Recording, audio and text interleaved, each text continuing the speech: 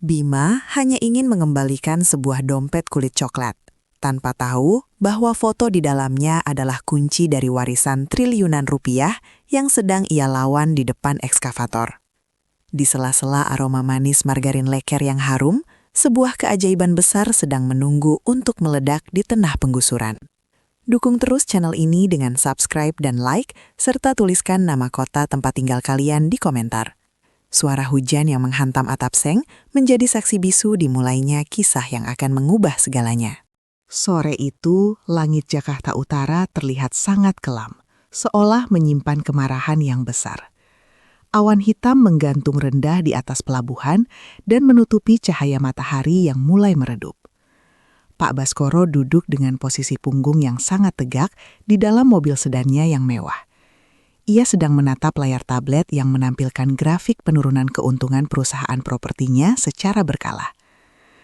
Pendingin ruangan di dalam mobil itu bekerja dengan sangat maksimal hingga menciptakan suasana yang sangat beku. Di luar sana, suara klakson kendaraan yang saling bersahutan terdengar sangat bising dan memekakkan telinga. Namun suara itu tidak mampu menembus lapisan kaca anti peluru yang melindungi privasi sang miliarder tersebut. Pak Baskoro sesekali membetulkan posisi kacamata emasnya sambil menghembuskan nafas yang terasa sangat berat. Ia merasa bahwa dunia di luar sana hanyalah kumpulan debu yang tidak berharga bagi hidupnya. Pikiran pria tua itu hanya terisi oleh ambisi untuk meratakan pemukiman kumuh demi proyek apartemen. Hujan mendadak turun dengan intensitas yang sangat deras, seolah ingin mencuci seluruh kotoran di jalanan. Butiran air yang besar menghantam kap mobil dan menciptakan suara drum yang sangat berisik namun teredam. Pak Baskoro mendengus kesal ketika melihat iring-iringan kendaraannya berhenti total di tengah kemacetan yang parah. Ia menatap jam tangannya yang bertahtakan berlian dengan tatapan yang sangat tidak sabar dan gelisah. Baginya, setiap detik yang terbuang dalam kemacetan ini berarti hilangnya potensi uang dalam jumlah besar. Di sudut lain yang tidak jauh dari mobil itu, Bima sedang berjuang melawan dingin. Tubuhnya yang mungil terlihat sangat rapuh saat ia mencoba menahan beban gerobak kue laker miliknya. Sepatu kain yang ia gunakan sudah sangat tipis hingga air hujan merembes masuk ke dalamnya. Bima harus segera sampai di rumah sebelum asma yang dideritanya kembali kambuh karena udara dingin. Ia terus memikirkan adiknya yang mungkin sedang ketakutan sendirian di dalam rumah kontrakan mereka. Roda gerobak leker itu mengeluarkan suara berdecit yang sangat memilukan setiap kali dipaksa untuk bergerak. Bima harus menghindari lubang-lubang besar di trotoar yang kini sudah tertutup oleh genangan air coklat. Pandangan matanya mulai kabur karena tetesan air hujan yang terus mengalir dari dahi menuju kelopak mata. Ia tidak menyadari bahwa ada sebuah mobil mewah yang sedang berhenti tepat di samping trotoar tersebut. Tangan Bima yang mungil mulai bergetar hebat karena otot-ototnya sudah merasa sangat lelah dan kaku. Pak Baskoro memerintahkan supirnya untuk segera membuka pintu mobil agar ia bisa berjalan menuju gang. Ia merasa bahwa berjalan kaki akan lebih cepat daripada menunggu kemacetan yang tidak kunjung terurai itu.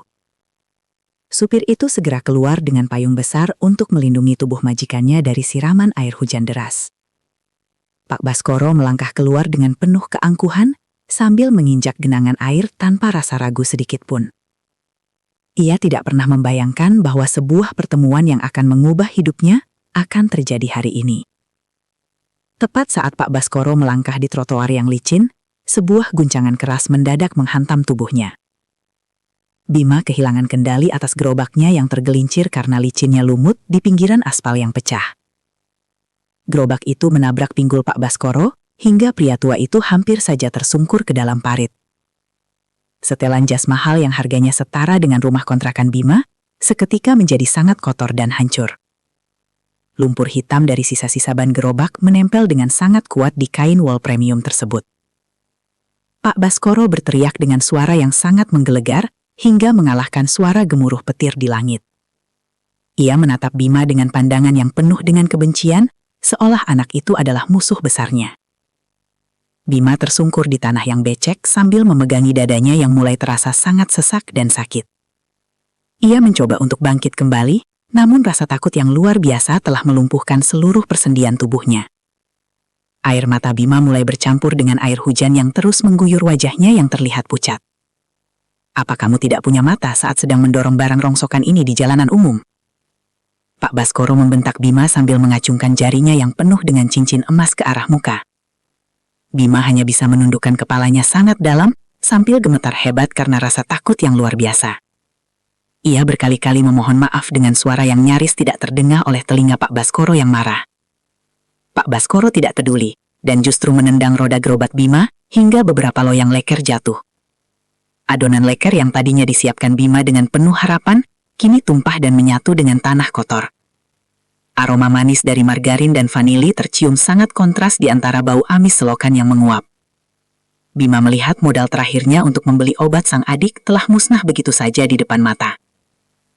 Namun ia tidak berani memprotes tindakan kejam dari pria tua yang terlihat sangat berkuasa di hadapannya.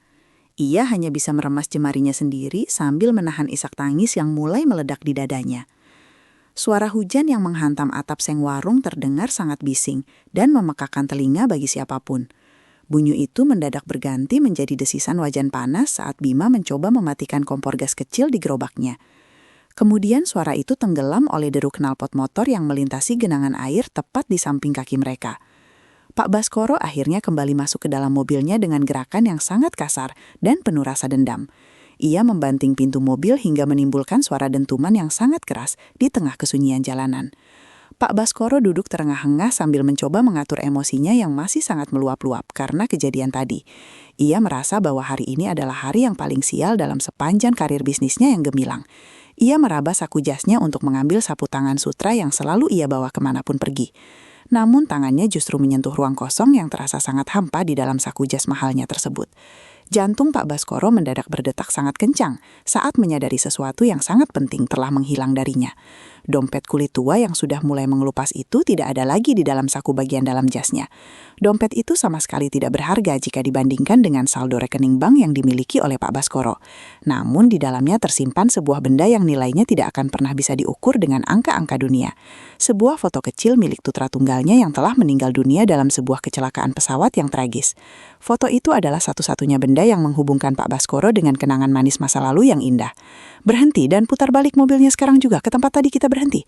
Pak Baskoro berteriak kepada supirnya dengan suara yang terdengar sangat putus asa dan juga penuh ketakutan. Supir itu terlihat sangat bingung karena lalu lintas saat ini sedang sangat padat dan sulit untuk bergerak. Namun ia tidak berani membantah perintah majikannya yang terlihat seperti orang yang sedang kehilangan akal sehat. Pak Baskoro bahkan tidak menunggu mobil berhenti dengan sempurna sebelum ia kembali melompat keluar ke hujan. Ia berlari menyisiri trotoar yang becek tanpa mempedulikan lagi rasa sakit di kakinya yang mulai terasa kaku. Matanya yang sudah mulai rabun mencari-cari keberadaan dompet kulit berwarna coklat tua di antara tumpukan sampah. Ia membungkukkan tubuhnya berkali-kali untuk memeriksa setiap celah di trotoar yang mungkin saja menjadi tempat dompetnya terjatuh. Namun yang ia temukan hanyalah puntung rokok dan tutup botol plastik yang sudah berkarat karena air hujan. Pak Baskoro mulai merasakan sesak di dadanya yang bukan disebabkan oleh penyakit jantung atau asma kronis. Pria tua itu mulai bertanya kepada orang-orang di sekitar sana dengan nada suara yang terdengar sangat memohon. Namun orang-orang hanya menatapnya dengan pandangan dingin, seolah ia adalah orang asing yang sangat aneh sekali. Mereka tidak peduli dengan kesedihan seorang miliarder yang sedang kehilangan benda paling berharga di dalam hidupnya yang sepi. Pak Baskoro merasa bahwa dirinya sedang dihukum oleh alam karena kesombongan yang selama ini ia pelihara dengan sangat baik. Air matanya mulai jatuh dan menyatu dengan air hujan yang masih terus mengguyur tubuh rentanya tersebut. Pak Baskoro terduduk lemas di atas sebuah bangku kayu yang sudah mulai lapuk di depan sebuah warung kelontong. Ia menutup wajahnya dengan kedua tangan sambil terus membayangkan senyum putranya di dalam foto yang hilang itu. Ia merasa bahwa dunia ini sangat luas, namun dirinya terasa sangat sendirian dan tidak memiliki siapapun lagi. Kenangan tentang putranya adalah satu-satunya hal yang membuatnya masih ingin bertahan hidup di tengah kekayaan yang hampa. Sekarang harapan terakhir itu seolah-olah telah dicuri darinya oleh nasib yang sangat kejam dan tidak adil. Malam mulai jatuh di kawasan Jakarta Utara dengan lampu-lampu jalan yang mulai menyala secara samar-samar di kejauhan. Pak Baskoro akhirnya memutuskan untuk kembali ke rumah mewahnya dengan perasaan yang sangat hancur dan tidak berdaya. Ia duduk di ruang tamu yang sangat luas sambil menatap kosong ke arah dinding yang penuh koleksi seni. Namun tidak ada satupun lukisan mahal di sana yang mampu memberikan ketenangan bagi jiwanya yang sedang merana. Ia terus memikirkan wajah Bima dan gerobak kue lekernya yang tadi ia tendang dengan sangat kasar. Ia merasa bahwa mungkin saja Bima adalah orang yang telah mengambil dompetnya saat tabrakan itu terjadi di trotoar. Namun hati kecilnya menolak untuk mempercayai bahwa anak sekecil itu memiliki niat jahat untuk mencuri harta miliknya.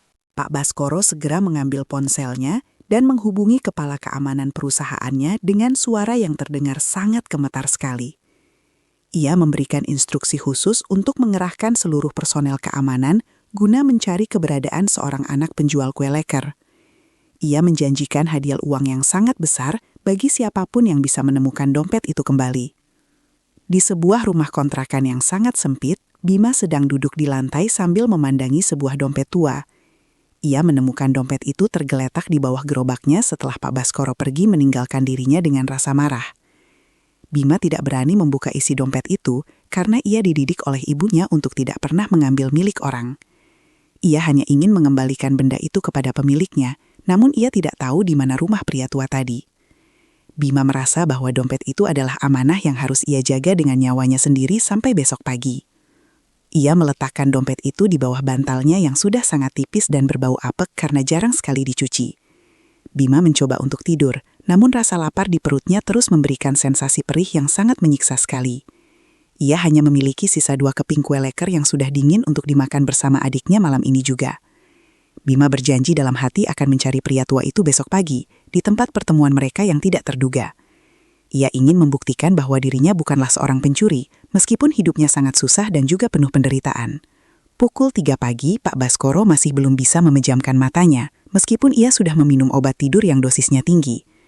Ia terus berjalan mondar-mandir di dalam kamarnya sambil memegang sebuah bingkai foto yang isinya sudah kosong melompong. Penyesalan terus menghantui pikirannya karena ia telah membiarkan amarah menguasai dirinya saat menghadapi anak kecil yang malang tadi. Ia menyadari bahwa kekayaan yang ia miliki tidak ada artinya jika ia kehilangan kemanusiaan di dalam hatinya sendiri. Pak Baskoro merasa bahwa Tuhan sedang memberikan teguran yang sangat keras melalui perantara seorang anak yatim piatu. Tiba-tiba ponsel milik Pak Baskoro berdering dengan sangat kencang dan memecah keheningan di dalam kamar mewahnya yang sunyi. Ia segera mengangkat telepon itu dengan harapan bahwa dompetnya telah ditemukan oleh tim keamanan yang ia sebar tadi. Namun suara di seberang sana terdengar sangat panik dan memberikan informasi tentang sebuah insiden di pinggir rel. Kabar itu menyebutkan bahwa ada sebuah gerobak kecil yang hancur karena tertabrak oleh lokomotif kereta api barang. Pak Baskoro merasa jantungnya seolah-olah berhenti berdetak saat mendengar detail lokasi kejadian yang sangat ia kenali. Ia segera berlari menuju garasi tanpa sempat mengenakan alas kaki yang layak untuk melindungi kakinya yang mulai rapuh. Mobil mewahnya melaju dengan kecepatan yang sangat tinggi, menembus kegelapan malam Jakarta yang masih terasa sangat lembab. Di dalam mobil itu, Pak Baskoro terus menggenggam tangannya sendiri sambil merapal doa yang sudah lama tidak ia ucapkan. Ia merasa bahwa dirinya adalah penyebab dari semua kesialan yang mungkin saja menimpa anak penjual leker tersebut. Ketakutan yang luar biasa mulai merayap di seluruh pori-pori kulitnya yang sudah mulai mendingin karena rasa cemas. Lokasi kejadian itu terlihat sangat mencekam, dengan garis polisi yang sudah terpasang mengelilingi puing-puing kayu yang berserakan. Pak Baskoro keluar dari mobil dan berlari menerobos kerumunan warga yang sedang membicarakan kronologi kecelakaan maut yang baru saja terjadi. Ia melihat kerangka gerobak leker yang sudah tidak berdentuk lagi di samping rel kereta api yang sangat kaku. Di tengah genangan air sisa hujan, ia melihat sesuatu yang membuatnya nyaris pingsan karena rasa terkejut yang besar. Dompet kulit tuanya tergeletak terbuka tepat di samping sebuah sandal jepit kecil yang talinya sudah putus total. Pak Baskoro adalah seorang miliarder yang kehilangan dompet berisi foto mendiang putranya setelah berselisih dengan Bima di trotoar yang becek. Ia sangat menyesal karena telah bersikap kasar kepada anak yatim penjual leker tersebut dan kini kehilangan satu-satunya harta yang paling berharga baginya. Pak Baskoro menemukan dompetnya di lokasi kecelakaan gerobak yang hancur, namun sosok Bima telah menghilang dan hanya menyisakan satu sandal jepit yang putus di tanah yang becek. Lampu biru dari sirena ambulans yang baru tiba memantul di atas genangan air hujan yang mulai tenang. Pak Baskoro berdiri mematung sambil menggenggam dompet kulit coklat yang permukaannya terasa sangat kasar dan juga dingin. Sepatu mahalnya kini benar-benar tenggelam dalam lumpur hitam yang berbau karat dan juga sisa minyak goreng. Ia menarik napas panjang saat seorang petugas medis menyatakan bahwa tidak ada korban jiwa dalam kecelakaan tersebut. Gerobak fekal itu hancur berkeping-keping karena tersambar bagian belakang kereta barang yang melintas dengan sangat cepat. Seorang pria paruh baya dengan kaos oblong yang sudah bolong mendekat sambil menunjuk ke arah gang. Ia bercerita bahwa anak kecil pemilik gerobak itu lari ketakutan sambil memegangi kakinya yang terlihat sangat pincang. Pak Baskoro merasakan sebuah denyutan yang sangat menyakitkan di dalam dadanya saat mendengar kabar buruk tersebut. Ia memberikan selembar uang Rp100.000 kepada pria itu sebagai ucapan terima kasih atas informasinya. Tatapan mata pria itu penuh keheranan melihat seorang pria berjas nekat berdiri di pinggir rel yang gelap. Pak Baskoro segera kembali ke mobil dan memerintahkan supirnya untuk mencari toko pakaian yang paling murah. Ia tahu bahwa penampilannya yang sekarang terlalu mencolok untuk masuk ke dalam area pemukiman yang sangat padat. Supir itu menghentikan mobil di depan sebuah pasar kaget yang masih menyisakan beberapa pedagang pakaian bekas. Pak Baskoro membeli sebuah jaket parasit kusam dan celana kain yang ukurannya sedikit terlalu besar untuk tubuhnya. Ia mengganti pakaian mahalnya di dalam mobil dengan gerakan yang sangat terburu-buru dan juga terasa kaku. Suara sirena ambulans yang menjauh perlahan berganti menjadi bunyi gesekan gerbang besi yang sudah sangat berkarat. Bunyi itu kemudian bersahutan dengan suara air yang menetes dari pipa bocor ke dalam ember plastik. Suasana berubah drastis saat Pak Baskoro melangkah masuk ke dalam labirin gang sempit di kawasan Jakarta Utara. Bau amis ikan asin dan sampah yang membusuk langsung menyergap indera penciumannya dengan sangat tajam. Ia harus berjalan sangat hati-hati agar tidak terpeleset di atas ubin gang yang selalu basah. Pak Baskoro terus berjalan menyusuri lorong yang lebarnya bahkan tidak sampai 1 meter itu dengan rasa cemas.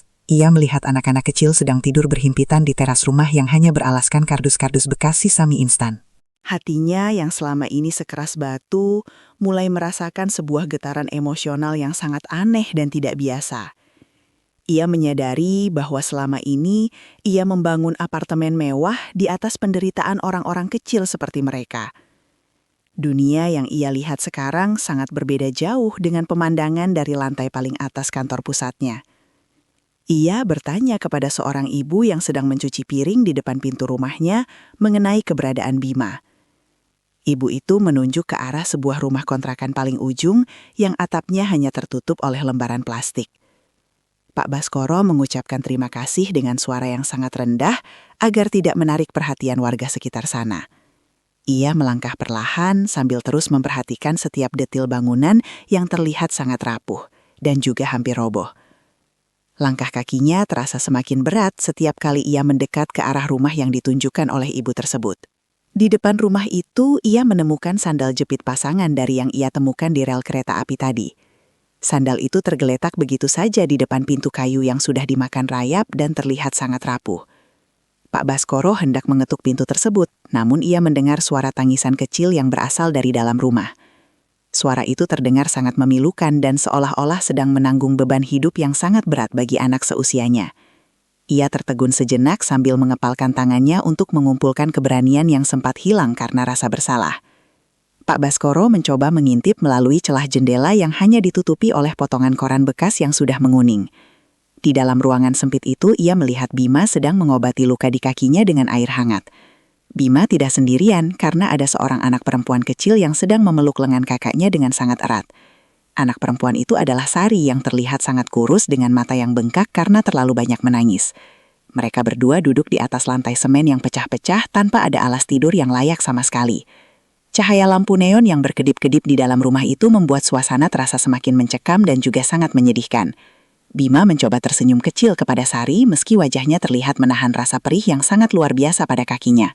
Ia mengambil sebuah kain handuk kusam yang sudah robek untuk menyeka sisa lumpur pada lukanya yang menganga. Pak Baskoro merasa tenggorokannya tersumbat oleh rasa sesak yang tidak tertahankan saat melihat keteguhan hati anak tersebut. Ia teringat akan masa lalunya yang dulu juga pernah merasakan dinginnya lantai tanpa ada alas tidur. Maafkan kakak karena gerobak kita hancur dan kita tidak bisa membeli obat untukmu hari ini, ucap Bima.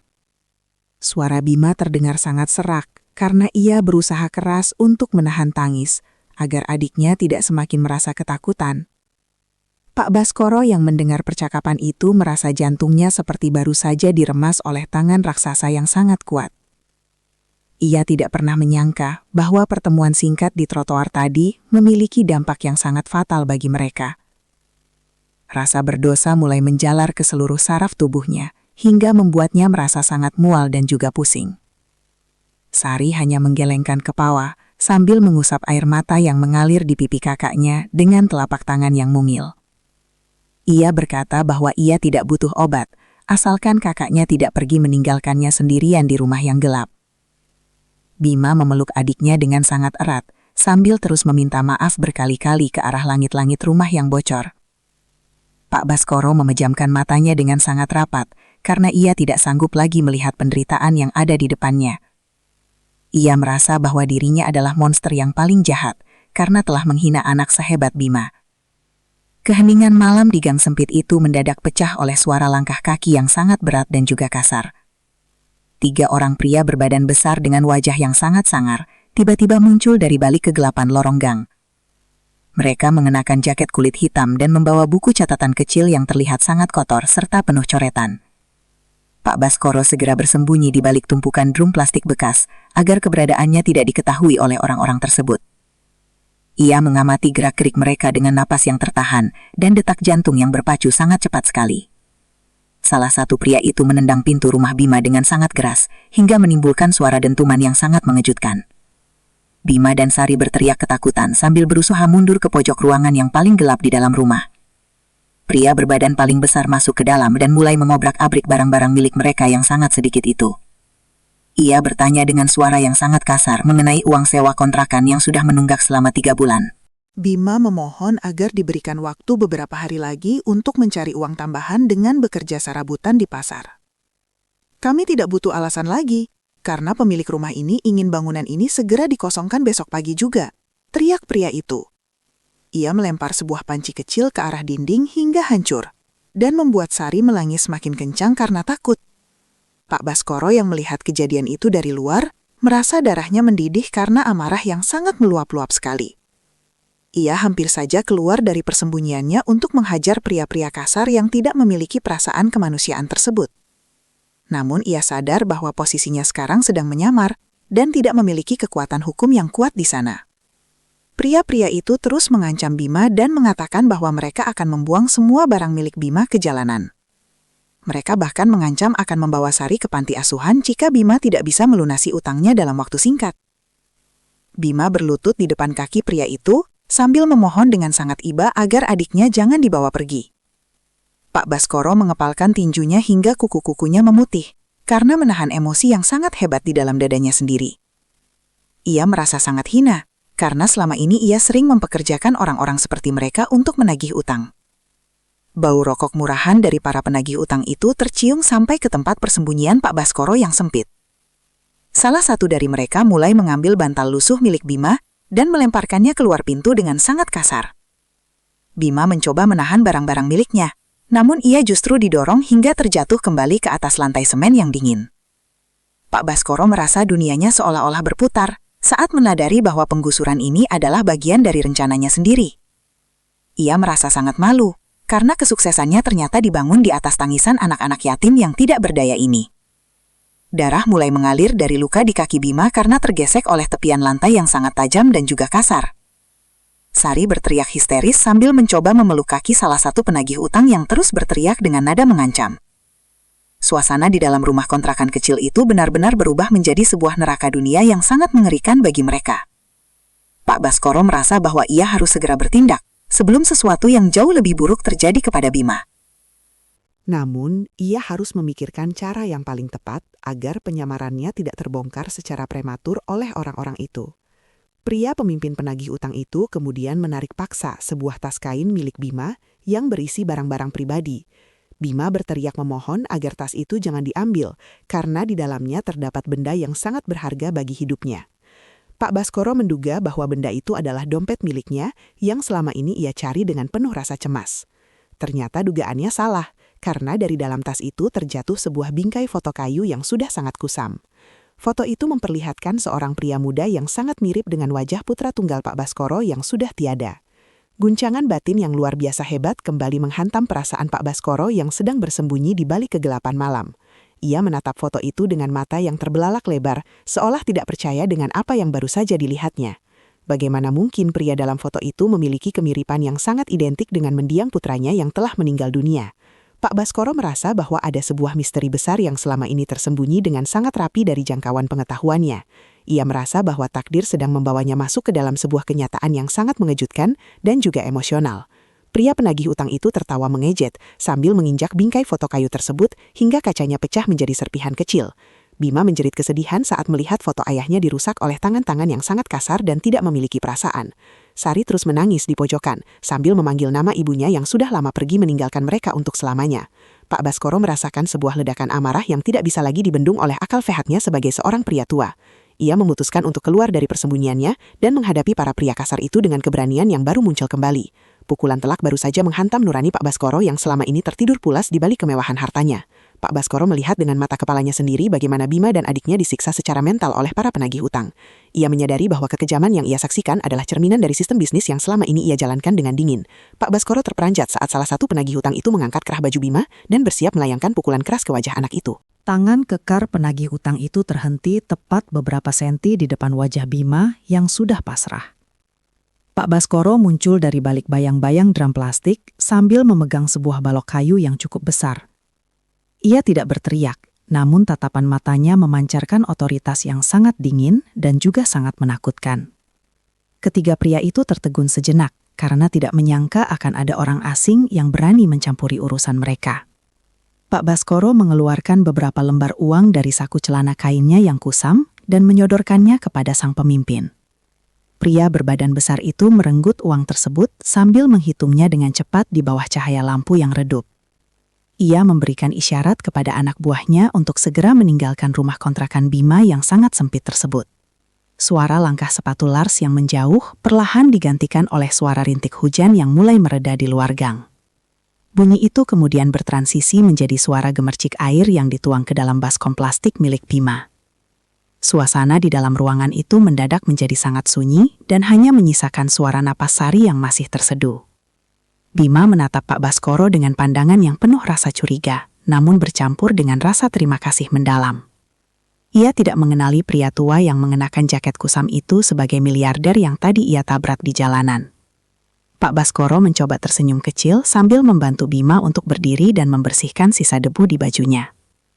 Ia berbohong dengan mengatakan bahwa dirinya adalah seorang perantau tua yang juga sedang mencari tumpangan berteduh malam ini. Bima hanya bisa mengangguk pelan sambil memegangi kakinya yang masih terasa sangat sakit akibat terjatuh tadi. Luka di kaki Bima terlihat cukup dalam, namun ia sama sekali tidak mengeluh sedikit pun di depan pria asing itu. Sari mendekat dengan langkah ragu-ragu, lalu menyodorkan sepotong kain bersih untuk membalut luka kakaknya yang terus mengeluarkan darah. Pak Baskoro terenyuh melihat kemandirian dua anak yatim ini dalam menghadapi situasi hidup yang sangat keras dan tidak adil. Ia membantu Bima membersihkan sisa adonan leker yang tumpah di lantai semen rumah kontrakan mereka yang sangat dingin. Malam itu Pak Baskoro tidur di sudut ruangan beralaskan selembar tikar pandan yang sudah sangat tipis dan robek. Keesokan paginya, aroma margarin yang dipanaskan mulai memenuhi udara di depan rumah kontrakan yang sangat sederhana tersebut. Pak Baskoro membantu Bima memperbaiki kerangka gerobak leker yang sudah hancur menggunakan peralatan kayu seadanya yang ia beli. Suara dentuman palu yang menghantam paku terdengar sangat berirama di tengah kesibukan warga kampung yang mulai beraktivitas. Pak Baskoro merasa ada sesuatu yang hangat mulai mengalir di dalam hatinya saat melihat semangat hidup Bima. Mereka berdua bekerja sama tanpa banyak bicara, namun terasa ada ikatan batin yang mulai terbentuk perlahan. Suara palu yang beradu dengan kayu mendadak berubah menjadi bunyi sret-sret yang sangat khas dari spatula leker. Bunyi itu kemudian diikuti oleh suara desis adonan encer yang dituangkan ke atas wajan panas yang berbentuk bulat. Suara knalpot motor yang melintas di depan gang kemudian membawa mereka kembali ke realitas jalanan yang sangat keras. Pak Baskoro sekarang berdiri di samping Bima sebagai asisten penjual kue leker di pinggiran jalan raya utama. Ia memegang wadah plastik berisi taburan coklat dan kacang sambil sesekali mengelap keringat di dahinya yang keriput. Bima terlihat sangat mahir dalam memutar wajan leker itu hingga membentuk lapisan kulit yang sangat tipis dan renyah. Pak Baskoro memperhatikan setiap gerakan tangan Bima yang begitu cekatan, namun terlihat sangat lelah jika diperhatikan lebih dekat. Ia merasa sangat malu karena selama puluhan tahun, ia hanya tahu cara memerintah orang tanpa bekerja secara fisik. Kini ia justru merasa lebih hidup saat membantu seorang anak yatim menjual kue di bawah terik matahari. Senyum tulus dari para pembeli kue leker itu terasa lebih berharga daripada tepuk tangan di ruang rapat. Udara panas Jakarta mulai membakar kulit mereka berdua, namun Bima tetap bekerja dengan penuh semangat dan juga keceriaan. Sesekali ia menawarkan kue lekernya kepada anak-anak sekolah yang baru saja pulang dengan nada suara yang sangat ramah. Pak Baskoro memperhatikan betapa gigihnya Bima dalam mencari uang receh demi memenuhi kebutuhan hidup adiknya di rumah kontrakan. Ia menyadari bahwa selama ini ia telah melewatkan banyak sekali pelajaran hidup berharga tentang arti dari sebuah perjuangan.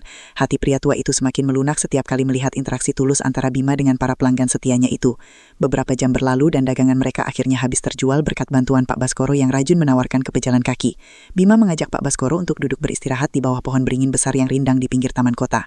Suara kicauan burung gereja yang berebut sisa remah-remah kue leker menciptakan suasana yang sangat damai dan juga tenang. Bima mengeluarkan sebotol air mineral yang ia bagi dua untuk diminum bersama dengan pria tua yang menolongnya.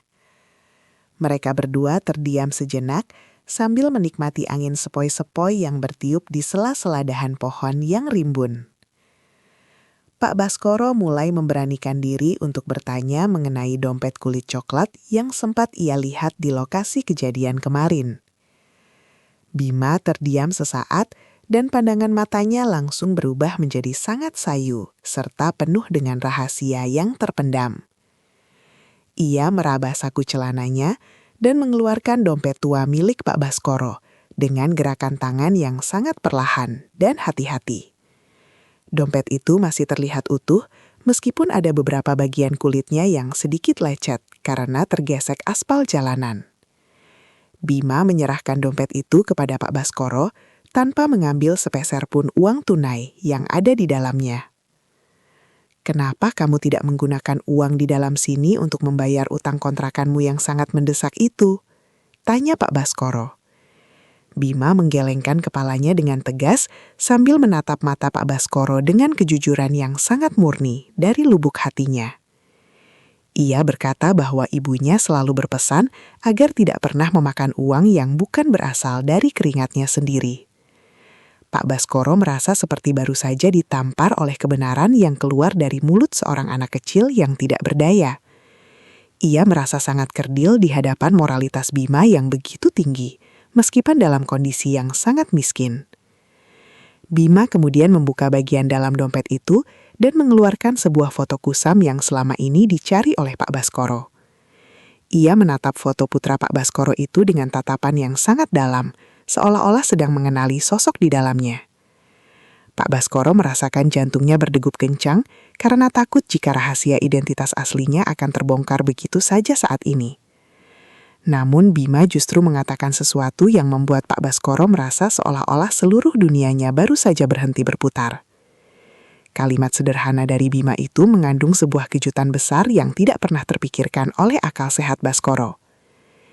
Bima bercerita bahwa ia menyimpan dompet tersebut karena foto di dalamnya sangat mirip dengan foto ayahnya yang sudah lama meninggal. Ia mengeluarkan sebuah kalung perak dengan liontin kecil yang berisi foto seorang pria muda dari balik baju kusamnya. Pak Baskoro memegang liontin itu dengan tangan yang gemetar hebat, karena ia sangat mengenali kalung perak yang unik tersebut. Kalung itu adalah hadiah ulang tahun yang ia berikan kepada putranya, tepat 1 tahun sebelum kecelakaan tragis itu terjadi. Rasa haru dan juga rasa tidak percaya bercampur menjadi satu di dalam benak pria tua yang kesepian itu.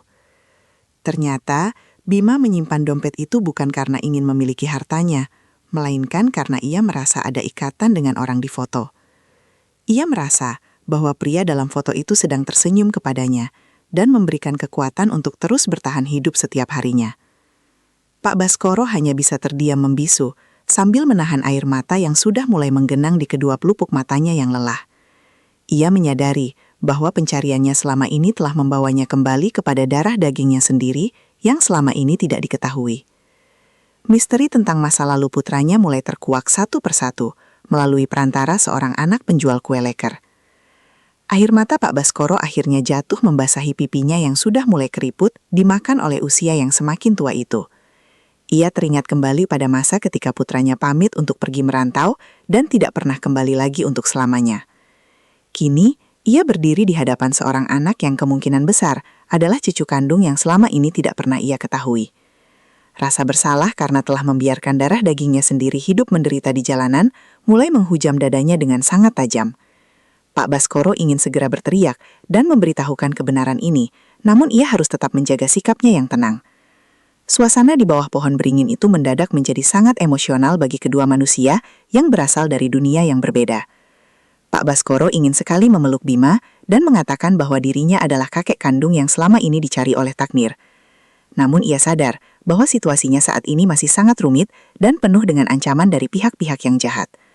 Ia harus tetap menjaga penyamarannya sampai ia bisa memastikan keselamatan Bima dan Sari dari gangguan para penagih hutang. Pak Baskoro bersumpah dalam hati untuk melindungi Bima dengan seluruh harta dan juga sisa nyawa yang ia miliki. Bima kemudian tersenyum kecil sambil memasukkan kembali foto itu ke dalam dompet kulit coklat milik pria tua di sampingnya. Ia merasa lega karena akhirnya bisa mengembalikan benda berharga itu kepada orang yang ia anggap sebagai pahlawan hidupnya. Pak Baskoro menggenggam dompet itu dengan sangat erat, seolah-olah ia sedang memegang jantung hatinya sendiri yang baru saja kembali. Ia mengajak Bima untuk segera pulang ke rumah karena hari sudah mulai sore dan awan hitam mulai muncul lagi. Perjalanan pulang mereka sore itu terasa lebih ringan, meskipun beban hidup yang mereka pikul sebenarnya masih sangat berat.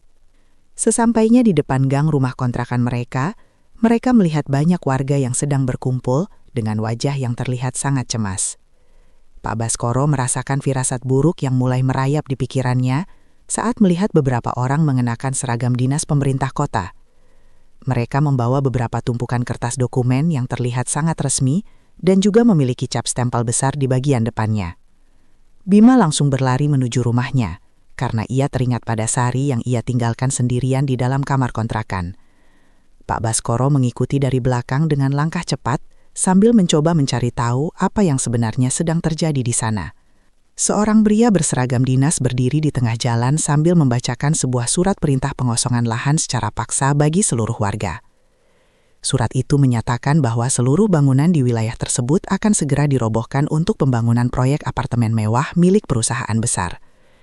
Pak Baskoro terkejut karena ia sangat mengenali nama perusahaan yang tertera di dalam surat perintah penggusuran lahan tersebut secara resmi.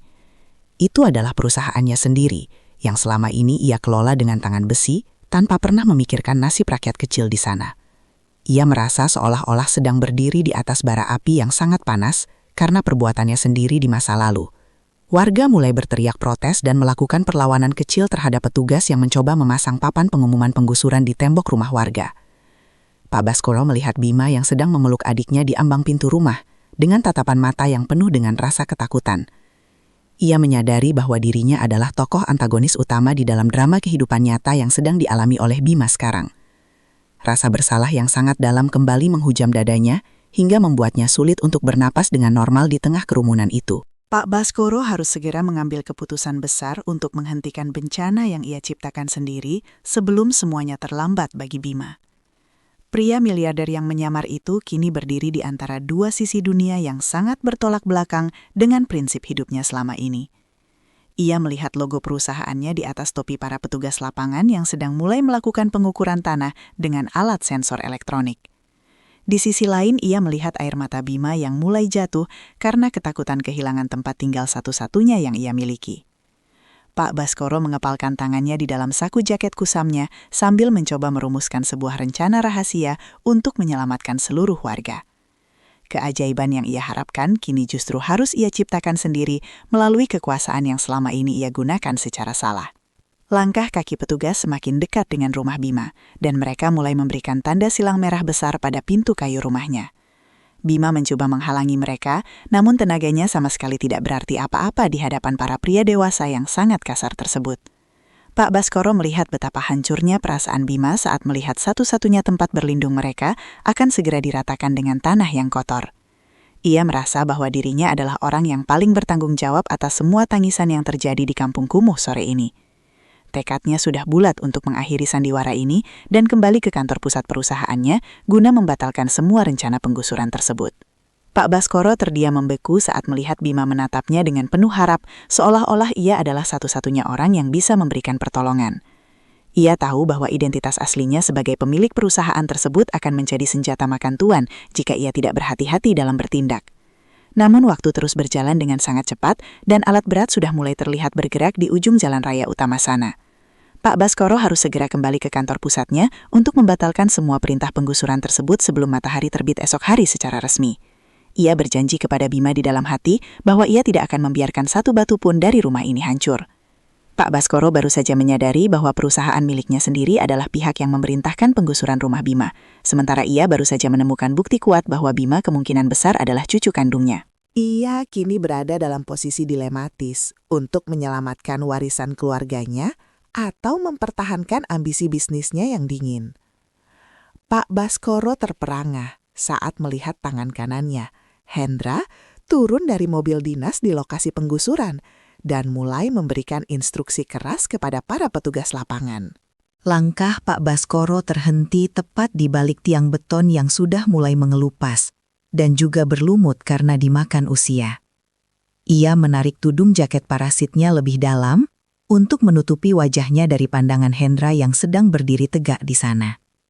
Hendra adalah tangan kanan yang selama ini ia percaya untuk mengelola seluruh operasional perusahaan properti miliknya yang sangat besar. Pria itu tampak sangat rapi dengan setelan jas abu-abu yang sangat kontras dengan lingkungan sekitarnya yang sangat kumuh. Ia memberikan instruksi kepada para petugas lapangan dengan nada suara yang sangat keras dan juga penuh dengan nada intimidasi. Suara toa dari petugas dinas kebersihan mulai menggelegar di sepanjang lorong sempit pemukiman warga yang sangat padat sore itu. Bunyi itu kemudian berganti menjadi suara langkah kaki berat dari para petugas yang sedang membawa patok-patok kayu yang runcing. Suasana bertransisi saat suara gesekan kertas dokumen yang sangat tebal mulai terdengar jelas di telinga warga yang sedang berkumpul. Terakhir, suara pintu rumah Bima yang dibanting tertutup menciptakan gema yang sangat menyakitkan di dalam ruang batin milik Pak Baskoro. Ia merasa bahwa dirinya sedang terjebak di dalam labirin dosa yang ia bangun sendiri selama puluhan tahun lamanya. Bima menarik lengan baju Pak Baskoro dengan sangat kuat agar mereka segera masuk ke dalam rumah yang sangat sempit itu. Ia tidak ingin Pak Baskoro, atau kakek yang ia kenal sebagai perantau tua itu, terlibat dalam keributan dengan petugas. Di dalam rumah yang hanya diterangi oleh lampu minyak itu, Sari sedang duduk meringkuk di atas tumpukan kardus bekas. Napas Sari terdengar sangat pendek dan berat karena asma kronisnya mulai kambuh, akibat debu konstruksi dan juga rasa cemas. Bima segera mengambil botol minuman plastik yang isinya tinggal sedikit untuk diberikan kepada adik perempuan satu-satunya tersebut. Ruangan itu terasa sangat pengap karena ventilasi udara yang sangat terbatas dan juga terhalang oleh tumpukan barang-barang rumah tangga. Pak Baskoro menatap sekeliling ruangan yang luasnya tidak lebih besar dari ukuran kamar mandi di rumah mewah miliknya sendiri. Pandangan matanya kemudian tertuju pada sebuah kotak kayu kecil yang diletakkan Bima di atas meja kayu yang sudah pincang. Bima membuka kotak itu dengan sangat perlahan, seolah-olah ia sedang membuka sebuah peti harta karun yang sangat berharga. Di dalamnya terdapat sebuah surat yang sudah sangat kuning dan juga beberapa lembar foto yang tepiannya sudah rusak. Pak Baskoro merasakan sebuah dorongan kuat untuk melihat isi dari surat yang disimpan dengan sangat rapi oleh anak tersebut. Ini adalah surat terakhir dari ayah saya sebelum beliau pergi bekerja dan tidak pernah kembali lagi selamanya. Bisik Bima.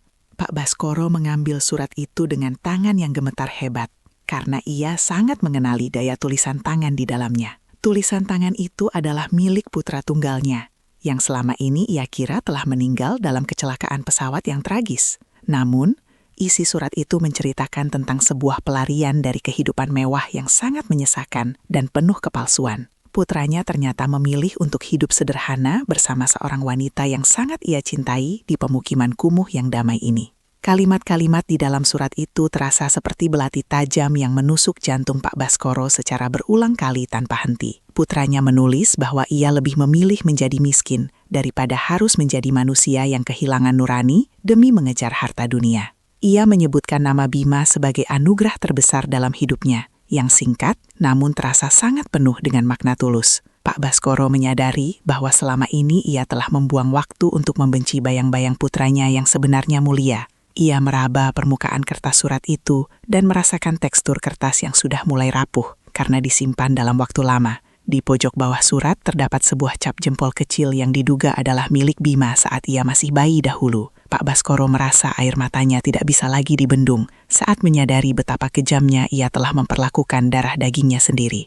Ia teringat kembali pada hari ketika ia mengusir putranya karena menolak untuk melanjutkan bisnis properti yang penuh dengan manipulasi. Sekarang, semua keserakahan itu berbalik menghantam dirinya sendiri melalui penderitaan yang dialami oleh Bima dan juga adiknya, Sari. Suara tangisan Sari yang semakin menjadi-jadi membuat Pak Baskoro segera meletakkan surat itu kembali ke dalam kotak kayu tersebut. Ia mendekati Sari dan mencoba memberikan pijatan lembut di punggung anak perempuan itu untuk membantu pernafasan yang sedang sesak. Bima menatap Pak Baskoro dengan pandangan yang sangat heran karena melihat sisi lembut dari pria tua yang asing tersebut. Pak Baskoro memberikan kode agar Bima tetap tenang dan terus menjaga Sari yang sedang berjuang melawan penyakit kronisnya.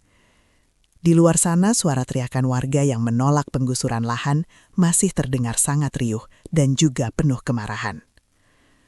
Pak Baskoro merasakan sebuah getaran hebat di saku celananya yang berasal dari ponsel miliknya yang selama ini ia matikan. Ia mengambil ponsel itu dan melihat puluhan panggilan tak terjawab dari Hendra dan juga seluruh jajaran direksi perusahaan besarnya. Ia baru menyadari bahwa hari penggusuran ini adalah proyek yang secara pribadi ia tanda tangani di atas meja kantor pusat. Ironi ini terasa sangat pahit karena ia sedang berada di dalam rumah yang akan ia hancurkan besok pagi hari. Kepalanya terasa sangat berat dan ia merasa seolah-olah seluruh dunianya sedang berputar dengan sangat cepat dan juga kacau. Pria tua itu kemudian berjalan menuju jendela kecil untuk melihat kondisi di luar sana yang semakin tidak terkendali lagi. Ia melihat Hendra sedang menunjuk ke arah rumah Bima sambil berbicara dengan seorang pria berseragam militer yang sangat tegas. Hendra terlihat sangat tidak sabar untuk segera meratakan tempat ini demi membangun fondasi apartemen mewah yang sangat ia dambakan. Pak Baskoro merasa bahwa ia harus segera melakukan sesuatu untuk menghentikan ambisi jahat dari tangan kanan yang ia besarkan. Ia tidak boleh membiarkan sejarah kelam perusahaannya menghancurkan masa depan Bima dan juga Sari yang tidak berdosa. Bima mendekati Pak Baskoro sambil membawa sebuah dokumen yang tadi sempat dilemparkan oleh petugas ke dalam teras rumah mereka. Dokumen itu berisi surat perintah pengosongan lahan secara paksa yang harus dilakukan paling lambat pukul 6 pagi esok hari. Jika warga tidak segera mengosongkan rumah mereka, maka alat berat akan dikerahkan untuk melakukan perobohan bangunan secara massal. Pak Baskoro membaca setiap baris kalimat di dalam dokumen tersebut dengan perasaan yang sangat hancur dan juga sangat marah. Di bagian bawah dokumen itu, ia melihat tanda tangannya sendiri yang terpampang dengan sangat jelas dan berwibawa. Rasa malu yang luar biasa mulai menyergap jiwa Pak Baskoro, hingga ia merasa tidak pantas untuk menatap mata Bima. Cucunya sendiri akan menjadi tunawisma karena ambisi buta sang kakek yang selama ini hanya peduli pada angka-angka kekayaan. Ia meremas dokumen itu hingga menjadi gumpalan kertas yang tidak berguna, sambil menahan amarah yang meledak di dadanya. Pak Baskoro bersumpah bahwa ia akan membatalkan proyek ini, meskipun ia harus kehilangan seluruh jabatan dan juga hartanya. Ia ingin memberikan keajaiban nyata bagi Bima, sebagai bentuk penebusan dosa atas segala kesalahannya di masa lalu. Lampu minyak di dalam rumah itu tiba-tiba padam karena kehabisan bahan bakar dan menyisakan kegelapan yang sangat pekat sekali. Hanya cahaya bulan yang tembus melalui celah atap seng yang bocor yang memberikan sedikit penerangan di dalam ruangan sempit.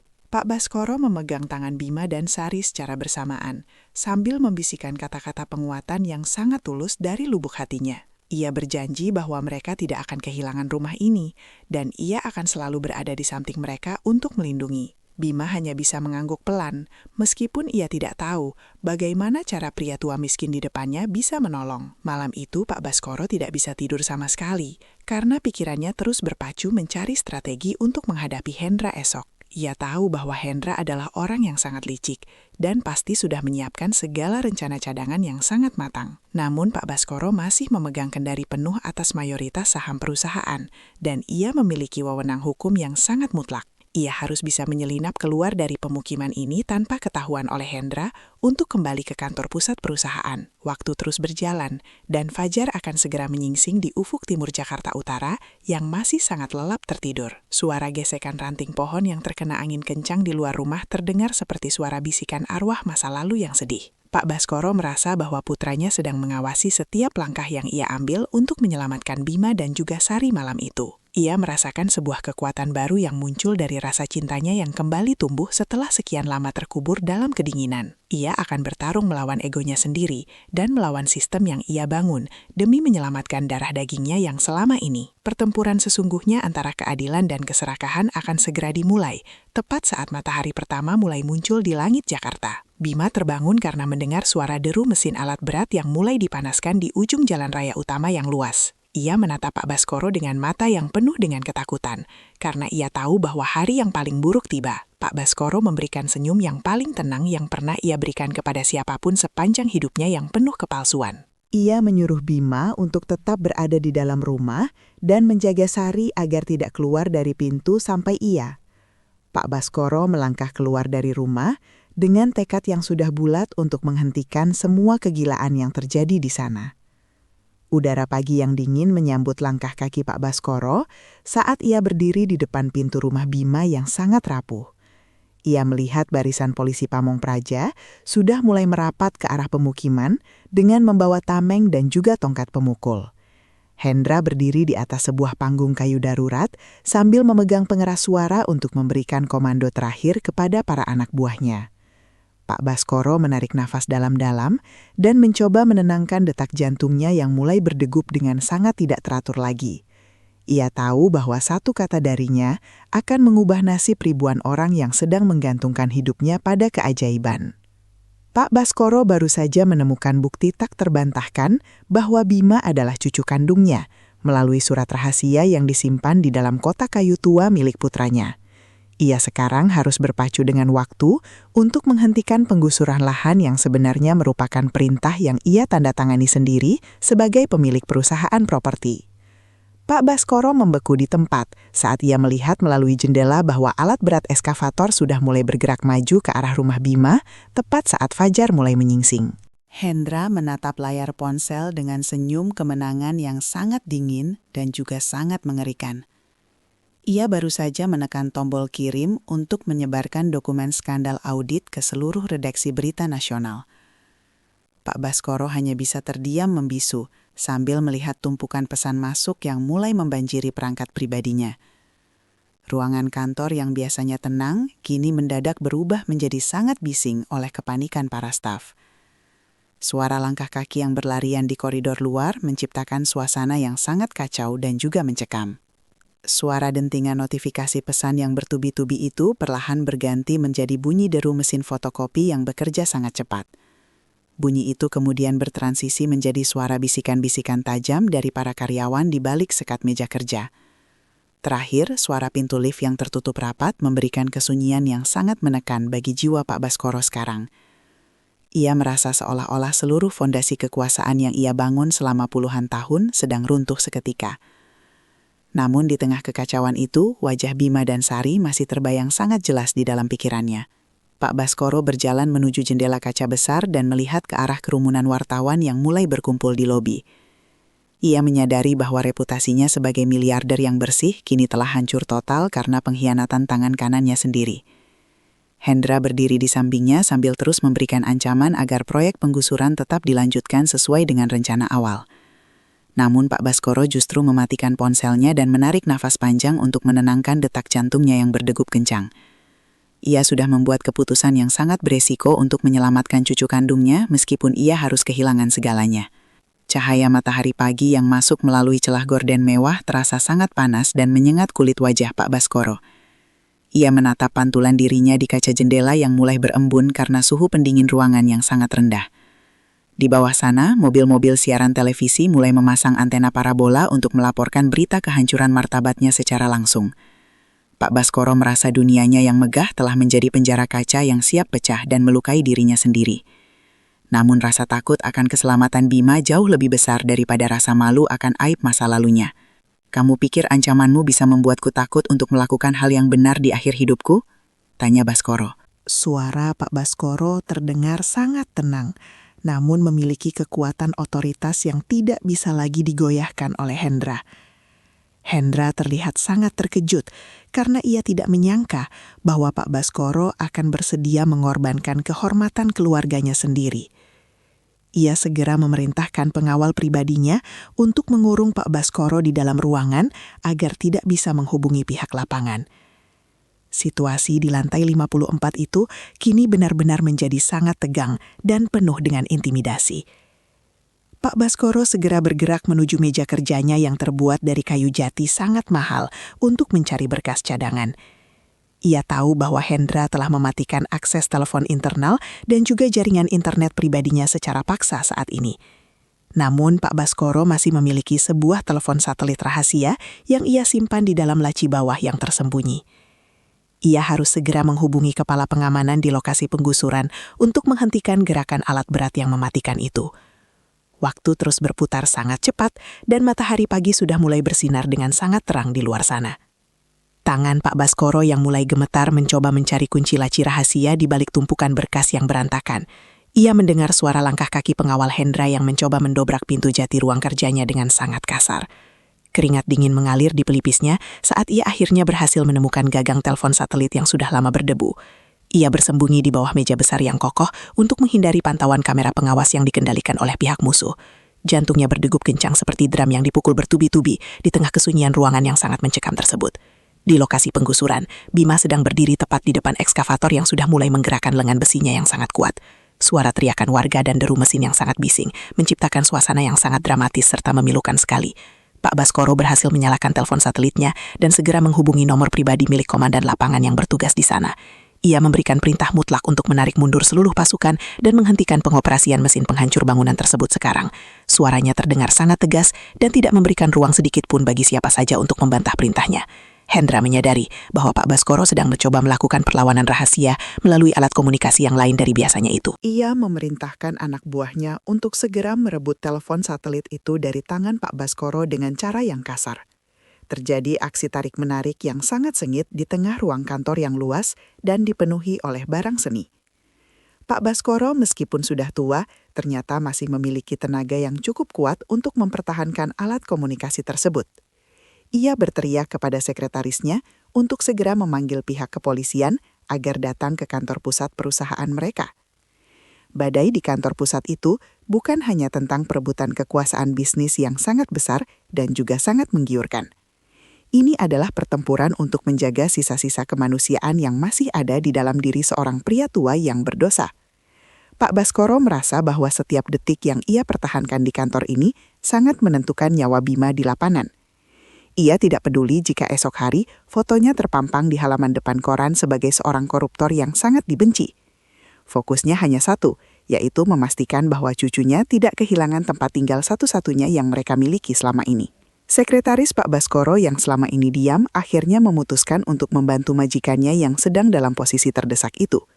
Ia diam-diam mengambil dokumen penting yang bisa membuktikan bahwa Hendra adalah dalang sebenarnya di balik manipulasi audit. Dengan tangan gemetar, ia menyelinap keluar ruangan dan menuju lift darurat untuk menghindari kejaran para anak buah Hendra. Pak Baskoro melihat keberanian sekretarisnya itu dan merasakan sebuah harapan baru mulai muncul kembali di tengah keputusasaan. Ia memberikan kode dengan mata agar sekretarisnya segera pergi dan jangan pernah menoleh ke belakang sedikit pun. Suara gesekan kertas yang disembunyikan di balik baju sang sekretaris terdengar sangat jelas di telinga Pak Baskoro yang waspada. Bunyi itu diikuti oleh derit pintu darurat yang tertutup perlahan sebelum para pengawal Hendra menyadari adanya gerakan mencurigakan. Di dalam ruangan utama, Hendra mulai membanting beberapa pajangan kristal mahal karena merasa rencananya mulai terhambat oleh orang-orang kecil. Pak Baskoro hanya menatap kehancuran benda-benda mewah itu dengan senyum tipis yang penuh dengan rasa syukur yang mendalam. Ia merasa bahwa kemanusiaan di dalam kantor ini telah bangkit kembali meski harus melalui jalan yang sangat terjal.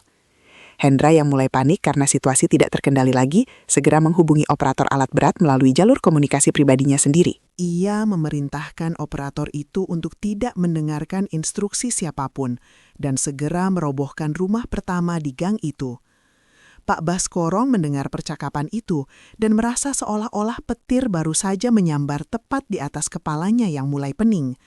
Ia menerjang Hendra dengan seluruh sisa tenaganya hingga mereka berdua jatuh ke atas lantai marmer yang sangat dingin. Mereka bergulat di tengah kekacauan kantor yang kini sudah mulai dimasuki oleh beberapa petugas keamanan yang bingung. Suara sirine mobil polisi mulai terdengar sangat nyaring dari arah jalan raya di bawah gedung kantor mereka yang tinggi. Pak Baskoro terus memegangi kaki Hendra agar pria jahat itu tidak bisa melarikan diri dari pertanggungjawaban hukum yang berat. Wajah Pak Baskoro sudah penuh dengan keringat dan luka lecet akibat gesekan dengan lantai yang sangat kasar tersebut. Namun, matanya tetap menatap tajam ke arah layar monitor besar yang menampilkan siaran langsung dari lokasi penggusuran lahan. Ia melihat Bima masih berdiri kokoh di sana, meskipun debu bangunan sudah mulai menyelimuti tubuh kecilnya yang kurus. Di luar ruangan, para wartawan mulai mencoba mendobrak pintu masuk utama kantor karena mendengar adanya keributan yang sangat besar. Berita tentang skandal perusahaan itu sudah mulai menyebar secara luas di media sosial dan menjadi perbincangan hangat warganet. Hendra berteriak penuh amarah sambil mencoba melepaskan diri dari cengkraman tangan Pak Baskoro yang terlihat sangat kuat sekali. Ia tidak menyangka bahwa kakek tua yang ia anggap sudah lemah itu masih memiliki tekad baja seperti ini. Keajaiban nurani telah memberikan kekuatan fisik yang tidak masuk akal bagi seorang pria yang sudah berusia lanjut. Polisi akhirnya berhasil masuk ke dalam ruangan dan segera melerai perkelahian yang sangat memalukan antara dua petinggi perusahaan tersebut. Pak Baskoro segera menunjuk ke arah Hendra dan meminta polisi untuk segera mengamankan bukti manipulasi yang ada di tablet. Hendra mencoba melakukan pembelaan diri, namun sekretaris Pak Baskoro kembali dengan membawa dokumen asli yang selama ini disembunyikan Hendra. Kebenaran mulai terungkap satu persatu di hadapan petugas hukum yang sedang melakukan penyelidikan awal di ruang rapat. Pak Baskoro terduduk lemas di lantai sambil terus berdoa agar Bima di lapangan masih bisa selamat. Meskipun Hendra sudah ditangkap, namun perintah untuk merobohkan bangunan ternyata sudah terlanjur diterima oleh operator alat berat di lapangan. Operator itu yang merupakan orang bayaran Hendra tetap memajukan ekskavatornya menuju rumah Bima yang terlihat sangat rapuh dan juga kecil. Pak Baskoro berteriak melalui telepon satelit yang masih terhubung, namun suaranya tenggelam oleh deru mesin yang sangat kencang. Ia hanya bisa melihat melalui monitor saat lengan besi raksasa itu mulai terangkat tinggi ke atas langit Jakarta. Harapan seolah-olah menguap begitu saja di tengah badai pengkhianatan yang sangat kejam dan tidak berperasaan ini. Monitor besar di depan Pak Baskoro menampilkan gambar Bima yang sedang merentangkan kedua tangan kecilnya di depan pintu rumah. Anak itu terlihat sangat gemetar, namun matanya tidak menunjukkan sedikit pun niat untuk mundur dari ancaman mesin penghancur tersebut.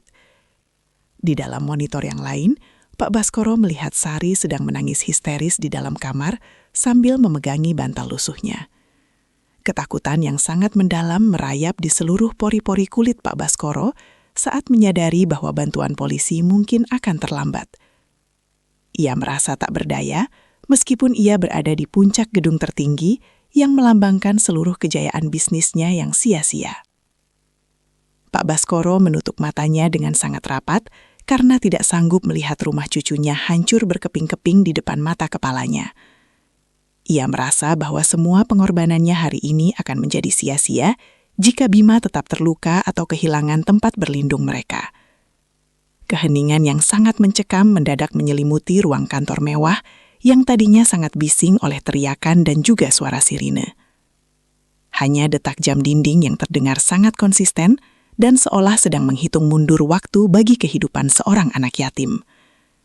Pak Baskoro bersiap untuk menerima kenyataan pahit yang mungkin akan menghancurkan hatinya untuk selamanya hari ini juga.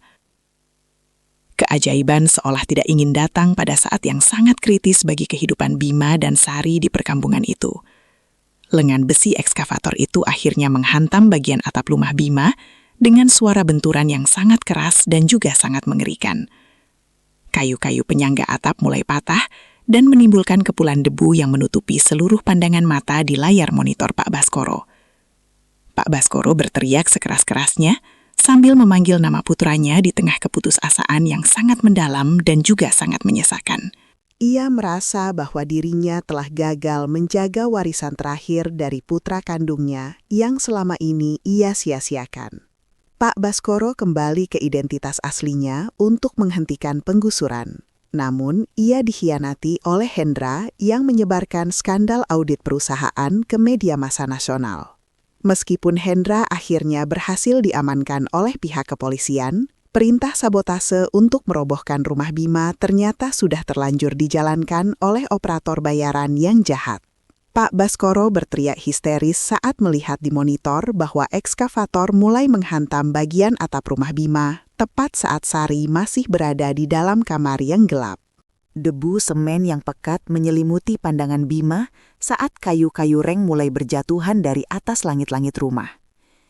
Ia tidak memedulikan perih di matanya, karena fokus utamanya hanyalah keselamatan adik perempuan satu-satunya. Sari masih berada di dalam kamar yang tertimbun reruntuhan atap seng yang sudah berkarat dan juga sangat tajam.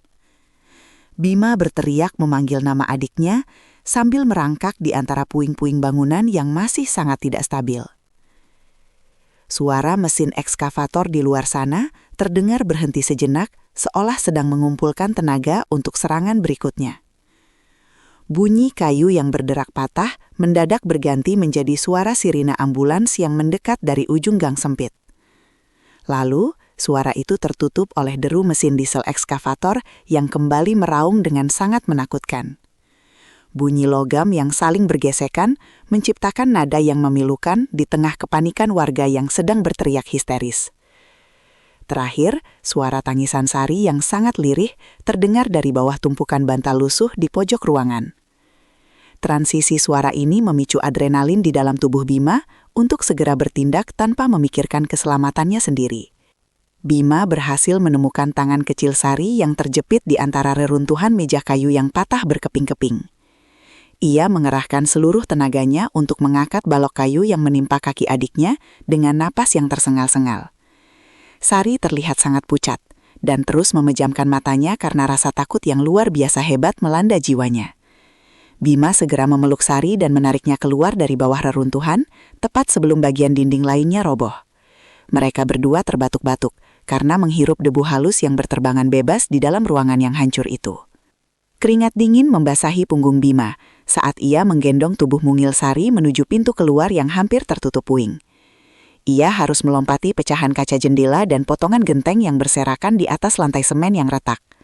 Di luar rumah, kepulan debu putih membuat suasana pagi itu tampak seperti ladang peperangan yang sangat mengerikan. Bima meletakkan adiknya di tempat yang agak aman, di bawah pohon kamboja yang ada di depan rumah. Ia mencoba memberikan air minum dari botol plastik bekas yang tadi sempat ia ambil dengan tangan gemetar. Di kantor pusat perusahaannya, Pak Baskoro masih memegang telepon satelit dengan tangan yang bergetar sangat hebat sekali. Ia menatap layar monitor dengan tatapan yang sangat kosong saat melihat kepulan debu menutupi rumah cucunya. Sekretarisnya yang tadi sempat melarikan diri, kini kembali masuk dengan membawa sebuah folder dokumen yang sangat tebal. Dokumen itu berisi akta tanah asli dari yayasan yang didirikan oleh mendiang putra Pak Baskoro dahulu kala. Ternyata lahan pemukiman tersebut secara hukum bukanlah milik perusahaan properti, melainkan milik Yayasan Kemanusiaan Keluarga Baskoro. Pak Baskoro segera mengambil dokumen tersebut dan membacanya dengan sangat teliti di bawah cahaya lampu kantor yang terang. Ia menyadari bahwa selama ini Hendra telah memanipulasi data kepemilikan tanah demi kepentingan proyek apartemen pribadinya. Bukti ini adalah keajaiban nyata yang ia butuhkan untuk menghentikan seluruh proses penggusuran secara hukum yang sah.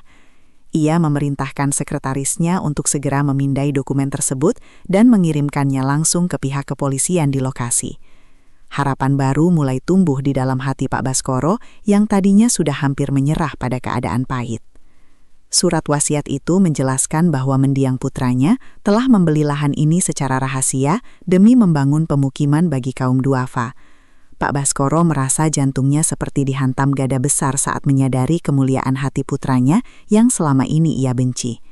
Ia merasa sangat hina karena selama ini justru mencoba menghancurkan warisan terakhir yang paling berharga milik anaknya sendiri. Air mata penyesalan mulai membasahi pipi keriput sang miliarder yang kini merasa sangat kerdil di hadapan kebenaran. Ia segera menghubungi jajaran petinggi kepolisian daerah untuk memberikan instruksi tegas mengenai status tanah yang sedang disengketakan. Keajaiban ini tidak boleh terlambat, meskipun hanya 1 detik saja bagi keselamatan cucu-cucuku, bisik Baskoro pelan. Ia kembali mencoba menghubungi komandan lapangan dengan nada suara yang penuh dengan wibawa dan juga ancaman hukum. Ia menjelaskan bahwa penggusuran ini adalah tindakan kriminal karena dilakukan di atas tanah milik yayasan yang sah secara legal. Komandan lapangan di lokasi mulai terlihat ragu dan memerintahkan operator ekskavator untuk mematikan mesinnya untuk sementara waktu. Namun, operator bayaran Hendra itu justru kembali menyalakan mesin dan memutar lengan besinya dengan sangat liar. Bima yang baru saja membawa Sari keluar ke teras rumah, terkejut melihat mesin itu bergerak kembali ke arah mereka. Ia melihat wajah operator mesin yang terlihat sangat kejam dan tidak memiliki sedikit pun rasa belas kasihan manusiawi. Warga sekitar mulai berkumpul dan membentuk pagar betis manusia di depan rumah Bima untuk memberikan perlindungan tambahan. Mereka saling bergandengan tangan dengan sangat erat sambil meneriakkan kata-kata penolakan terhadap tindakan kekerasan yang sedang terjadi. Bima berdiri paling depan di tengah kerumunan warga dengan tubuh kecilnya yang terlihat sangat berani dan tegak. Beberapa bapak-bapak pengangkut barang di pelabuhan mulai merapatkan barisan dengan tangan yang saling bertautan membentuk perisai hidup. Ibu-ibu di kampung itu juga turut berteriak memanggil keadilan sambil memegangi anak-anak mereka yang mulai menangis ketakutan. Suasana di gang sempit itu berubah menjadi palagan pertaruhan antara nurani rakyat dengan besi baja yang dingin. Bima merasakan keberanian kolektif warga mengalir ke dalam nadinya dan menguatkan kakinya yang tadinya sempat terasa sangat lemas. Ia tahu bahwa hari ini mereka tidak sedang berjuang untuk tanah, melainkan untuk harga diri manusia. Ia meraba saku bajunya dan mengeluarkan foto ayahnya yang tadi sempat ia selamatkan dari dalam kotak kayu tua. Foto itu ia angkat tinggi-tinggi ke arah operator mesin agar pria jahat itu bisa melihat wajah di dalamnya. Bima ingin menunjukkan bahwa ia memiliki hak untuk tetap berada di tempat ini demi menjaga kenangan ayahnya. Suara deru mesin ekskavator itu perlahan mulai kalah oleh suara nyanyian lagu nasional yang dikumandangkan oleh warga. Persatuan rakyat kecil di kampung kumuh itu menjadi pemandangan yang sangat mengharukan di tengah ancaman kehancuran total. Operator ekskavator itu mulai kehilangan kesabaran dan mencoba mendorong warga dengan bagian depan mesin yang sangat keras. Beberapa warga terjatuh dan terluka, namun mereka segera bangkit kembali untuk mempertahankan posisi pagar betis manusia tersebut. Bima tidak bergerak sedikit pun dari tempatnya berdiri, meskipun moncong besi ekskavator hanya berjarak beberapa senti dari dahinya. Ia merasakan getaran mesin itu merambat melalui tanah dan masuk ke dalam tulang-ulang tubuhnya yang masih sangat muda. Keberanian Bima menjadi inspirasi bagi seluruh warga untuk tetap bertahan, meskipun nyawa mereka sedang berada di ujung tanduk. Di kantor pusat, Pak Baskoro berteriak melalui pengeras suara agar pihak kepolisian segera menangkap operator mesin yang membangkang tersebut. Ia melihat melalui monitor bahwa suasana di lapangan sudah sangat kacau dan hampir berubah menjadi kerusuhan massal. Pihak kepolisian di lokasi akhirnya mulai bergerak maju untuk mengepung alat berat yang masih mencoba menghancurkan bangunan warga. Mereka menggunakan gas air mata untuk membubarkan kerumunan agar tidak ada lagi warga yang terluka lebih parah lagi. Pak Baskoro merasa jantungnya hampir meledak karena rasa cemas yang terus menghantam dadanya tanpa henti sama sekali. Layar monitor besar di depan Pak Baskoro menampilkan kepulan asap putih yang mulai menutupi barisan pagar betis warga tersebut. Ia terus berteriak memanggil nama komandan polisi agar segera mengambil tindakan tegas untuk mengamankan Bima dan Sari.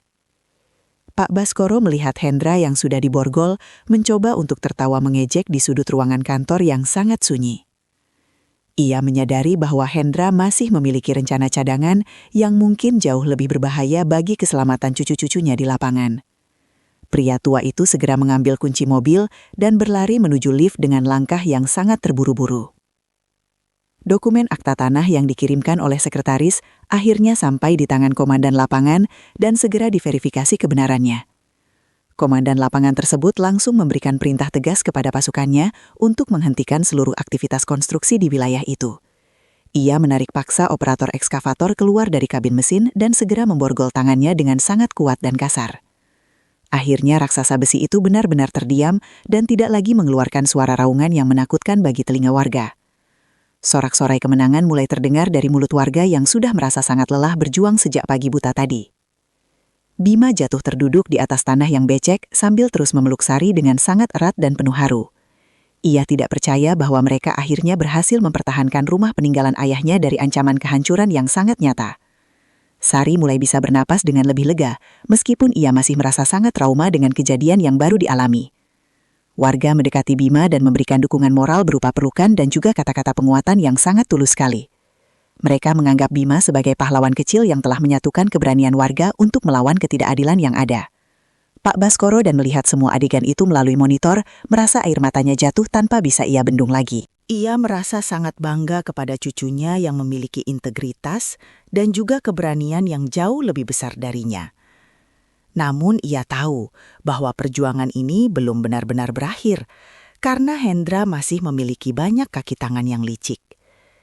Ia segera bersiap untuk berangkat menuju lokasi penggusuran agar bisa bertemu langsung dengan Bima dan juga cucu perempuannya. Pak Baskoro ingin segera mengungkapkan kebenaran identitasnya agar mereka tidak lagi hidup dalam ketakutan dan juga kemiskinan. Perjalanan dari kantor pusat menuju Jakarta Utara terasa sangat lambat karena sisa-sisa kemacetan yang masih terjadi di jalanan. Pak Baskoro terus menatap foto putranya di layar ponselnya sambil membayangkan pertemuan emosional yang akan segera terjadi nanti. Ia merasa bahwa keajaiban sejati bukanlah tentang dokumen tanah, melainkan tentang kembalinya kasih sayang di dalam keluarganya. Ia berjanji akan membangun kembali rumah Bima menjadi sebuah tempat yang sangat layak dan juga penuh kebahagiaan. Sinar matahari siang yang cerah seolah memberikan jalan bagi pria tua itu untuk menjemput masa depannya yang baru. Laju mobil Pak Baskoro terhambat oleh kerumunan orang yang mulai memenuhi jalan masuk menuju kawasan pemukiman kumuh tersebut. Ia terpaksa keluar dari mobil dan berlari sekuat tenaga menembus debu dan sisa-sisa gas air mata yang pedih. Pikirannya hanya tertuju pada satu titik, yaitu memastikan bahwa Bima dan Sari benar-benar dalam kondisi yang aman. Ia melihat Bima masih berdiri di tengah warga, sambil tersenyum meski wajahnya penuh dengan coretan lumpur hitam. Namun rasa bahagia itu mendadak hilang saat ia melihat gerakan mencurigakan dari arah belakang gedung tua yang kosong. Sebuah bayangan hitam mendadak muncul dari balik gedung tua yang berada tepat di samping kerumunan warga yang merayakan. Seorang pria dengan jaket hitam dan helm tertutup terlihat sedang mengarahkan sebuah benda tajam ke arah Bima. Bima yang sedang lengah karena rasa bahagia, tidak menyadari bahwa ada bahaya baru yang sedang mengintai nyawanya.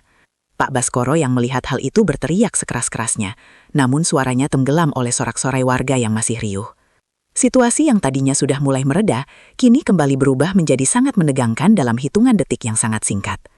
Pak Baskoro yang menemukan dokumen legal yang membuktikan tanah pemukiman tersebut adalah milik yayasan keluarganya, sehingga penggusuran tersebut dinyatakan sebagai tindakan ilegal. Di sisi lain, Bima berhasil menyelamatkan Sari dari reruntuhan rumah mereka dan memimpin warga untuk membentuk pagar betis manusia guna menghentikan alat berat secara damai. Bima sedang memeluk adiknya di tengah sorak kemenangan warga, namun seorang pria misterius berjaket hitam tiba-tiba berlari kencang ke arahnya sambil menghunuskan sebilah belati tajam. Langkah kaki Pak Baskoro terasa sangat berat saat ia berlari menembus barisan warga yang masih kegirangan. Di tengah kerumunan itu, pria berjaket hitam terus memacu langkahnya dengan belati yang berkilat di bawah sinar matahari. Pak Baskoro berteriak sekuat tenaga memanggil nama Bima, agar anak itu segera waspada terhadap bahaya yang sedang mengintai. Namun suara riuh rendah kegembiraan warga menelan teriakan peringatan itu hingga tidak sampai ke telinga sang pahlawan kecil. Jantung Pak Baskoro terasa ingin meledak saat melihat jarak antara pembunuh bayaran itu dengan cucunya semakin menipis. Pembunuh bayaran itu sudah mengangkat tangannya tinggi-tinggi untuk melayangkan tusukan mematikan ke arah punggung Bima yang sedang lengah.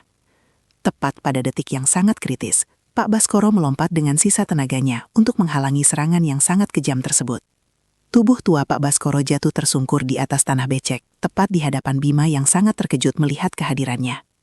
Belati itu berhasil melukai lengan Pak Baskoro, namun ia tidak memedulikan rasa perih yang mulai menjalar di kulitnya.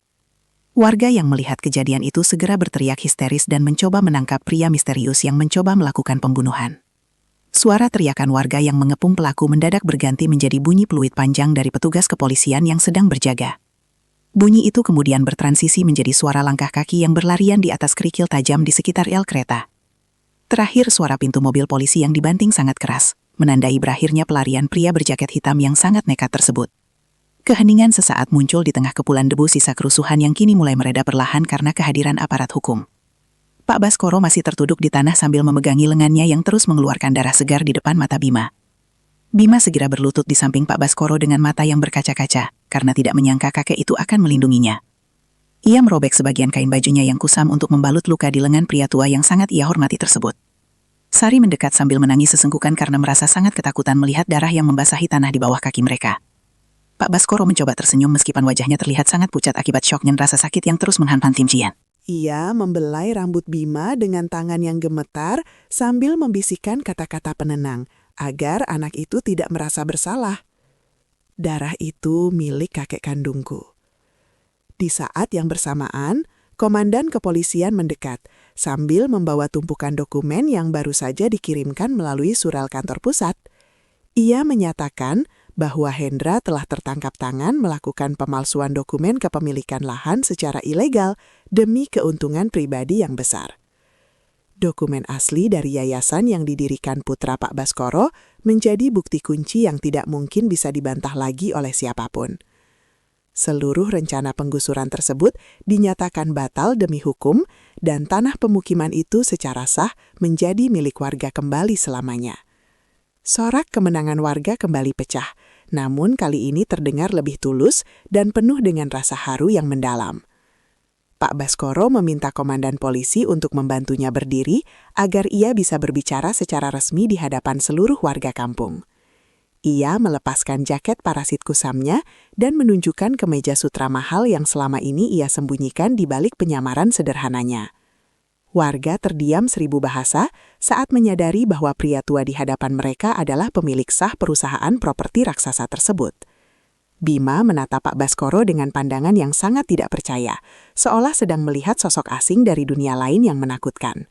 Rahasia besar yang selama ini disimpan rapat, kini terbongkar di bawah saksi langit Jakarta Utara yang mulai terlihat cerah. Saya adalah pemilik perusahaan yang seharusnya menghancurkan rumah kalian, namun hari ini saya datang sebagai seorang kakek, ucap Baskoro. Suara Pak Baskoro bergetar hebat saat ia mengakui bahwa Bima adalah cucu kandungnya yang selama ini ia cari tanpa henti. Ia menceritakan tentang putranya yang melarikan diri dari kemewahan demi mencari kebahagiaan sejati di pemukiman kumuh yang sangat bersahaja. Bima hanya bisa mematung sambil menggenggam liontin perak milik ayahnya dengan jari-jari yang terasa sangat kaku dan juga dingin. Semua potongan teka-teki masa lalu kini menyatu menjadi sebuah kenyataan yang sangat mengejutkan bagi semua orang di sana.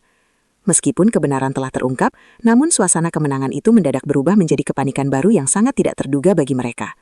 Bima tiba-tiba memegangi dadanya dengan ekspresi kesakitan yang sangat luar biasa hebat di tengah kerumunan warga yang sedang terdiam. Napasnya terdengar sangat pendek dan juga sangat berbunyi, seperti suara gesekan kayu yang kering karena kekurangan oksigen secara mendadak. Asma kronis yang dideritanya kambuh kembali akibat stres berat dan paparan debu bangunan yang sangat pekat sejak pagi tadi. Wajah Bima berubah menjadi sangat biru dalam waktu sekejap saja, hingga ia tidak mampu lagi untuk berdiri tegak. Pak Baskoro berteriak histeris memanggil petugas medis agar segera memberikan bantuan oksigen darurat kepada cucu kandungnya yang sedang sekarat. Sari berteriak memanggil nama kakaknya sambil terus mengguncang-guncangkan tubuh Bima yang mulai terasa dingin di bawah sinar matahari siang. Petugas medis segera datang membawa tandu dan mulai melakukan prosedur pertolongan pertama di tengah kepungan warga yang sangat khawatir. Pak Baskoro merutuki dirinya sendiri karena merasa telah membawa beban emosional yang terlalu berat bagi anak sekecil cucinya itu. Ia merasa bahwa kemenangan hukum ini tidak akan berarti apa-apa jika ia harus kehilangan Bima untuk selamanya hari ini. Kondisi kesehatan Bima terus menurun secara drastis karena tubuhnya sudah terlalu lelah menghadapi tekanan fisik yang sangat bertubi-tubi tersebut. Dokter lapangan mengatakan bahwa Bima harus segera dibawa ke rumah sakit terbaik agar bisa mendapatkan penanganan medis yang lebih intensif. Pak Baskoro segera memerintahkan ambulans pribadi miliknya untuk masuk ke dalam area gang meskipun harus merusak beberapa pagar kayu warga. Ia tidak peduli lagi dengan biaya atau apapun asalkan nyawa cucu laki-lakinya itu bisa diselamatkan dari ancaman maut. Ambulans itu melaju dengan kecepatan tinggi menuju pusat kota sambil terus membunyikan sirine yang terdengar sangat memilukan telinga siapapun. Di dalam ambulans, Pak Baskoro terus menggenggam tangan Bima yang terasa sangat lemas dan tidak memiliki tenaga sedikit pun lagi. Ia membisikkan janji-janji indah tentang masa depan yang akan mereka lalui bersama sebagai sebuah keluarga besar yang sangat bahagia. Sari duduk di pojokan ambulans sambil terus berdoa dengan suara lirih agar kakaknya diberikan kekuatan untuk bisa bertahan hidup lagi.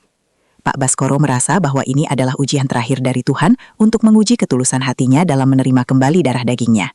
Rasa sesak di dadanya kini jauh lebih menyakitkan daripada luka akibat belati pembunuh bayaran yang tadi sempat mengenai lengannya. Suara sirine yang meraung di jalanan protokol mendadak berganti menjadi bunyi pintu otomatis rumah sakit yang terbuka dengan sangat cepat. Bunyi itu diikuti oleh suara gesekan roda tandu yang dipacu kencang di atas lantai marmer yang sangat halus dan mengkilap. Suara alat pacu jantung yang mulai dinyalakan terdengar sangat intimidatif di antara bisikan para perawat yang sedang bergerak dengan gesit.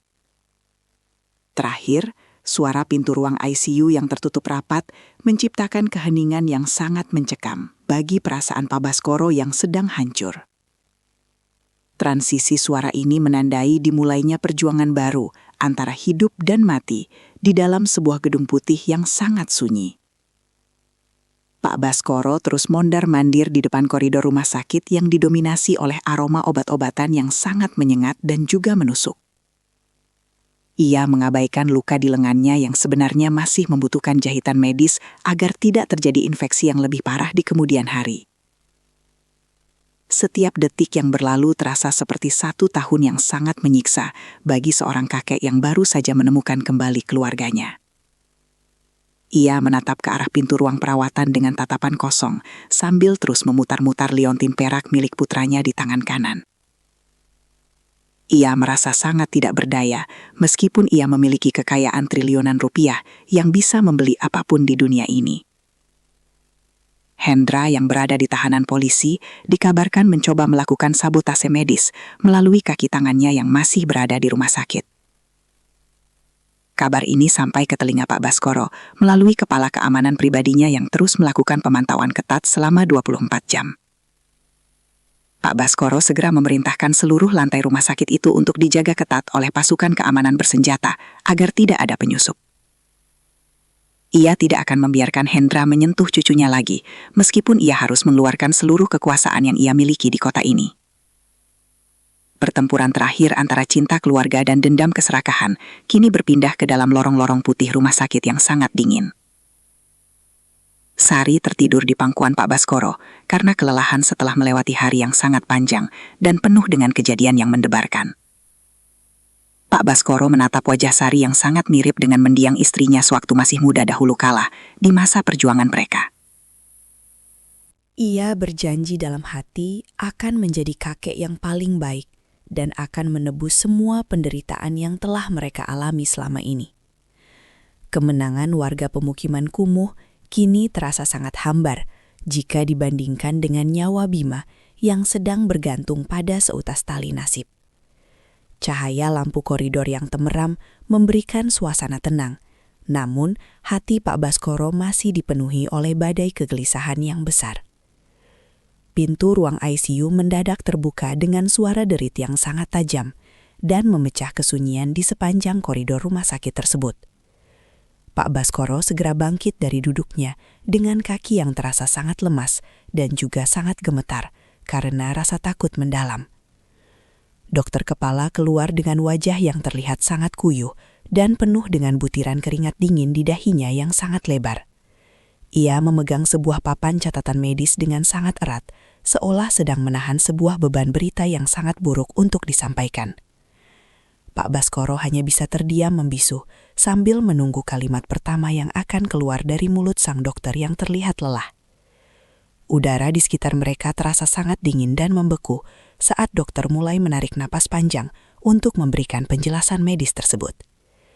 Sari yang terbangun segera memeluk kaki Pak Baskoro sambil menatap wajah dokter dengan tatapan mata yang penuh dengan harapan murni.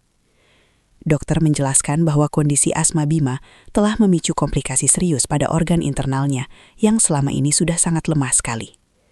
Bima membutuhkan tindakan medis yang sangat khusus dan beresiko tinggi untuk bisa menyelamatkan nyawanya dari ancaman kegagalan fungsi organ.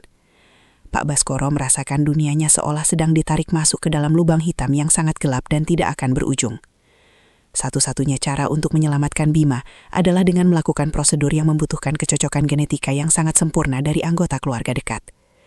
Pak Baskoro segera menawarkan dirinya tanpa ragu sedikit pun, meskipun usianya sudah sangat lanjut untuk menjalani prosedur medis yang berat tersebut. Namun dokter menggelengkan kepala karena ada syarat kesehatan tertentu yang tidak mungkin dipenuhi oleh kondisi fisik Pak Baskoro saat ini. Keputusasaan mulai merayap kembali di dalam hati pria tua itu saat ia menyadari keterbatasan kekuasaannya di hadapan takdir maut. Ia menatap Sari yang masih menangis lirih dan merasa bahwa dirinya sedang berada di titik terendah dalam hidupnya.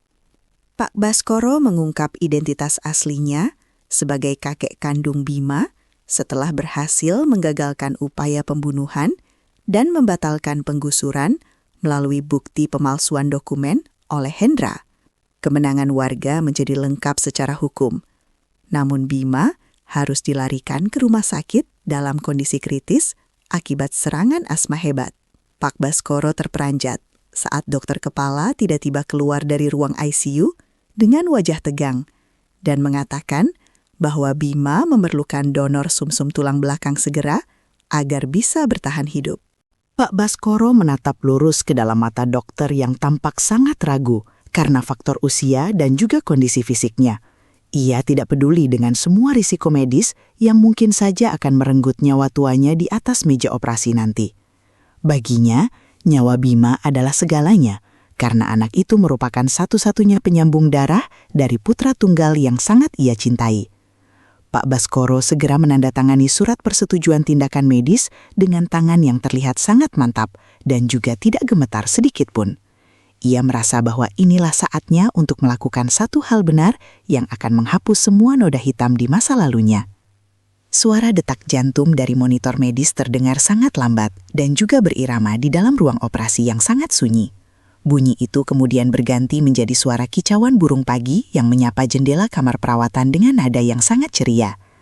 Transisi audio berlanjut menjadi suara denting sendok yang beradu dengan piring keramik saat Sari mencoba menyuapi kakaknya dengan pelan. Terakhir, suara pintu besar yang terbuka perlahan menandai kepulangan mereka menuju kehidupan baru yang sudah sangat lama dinantikan bersama. Semua kesedihan seolah mulai menguap seiring dengan sinar matahari yang menembus tirai rumah sakit yang berwarna putih bersih.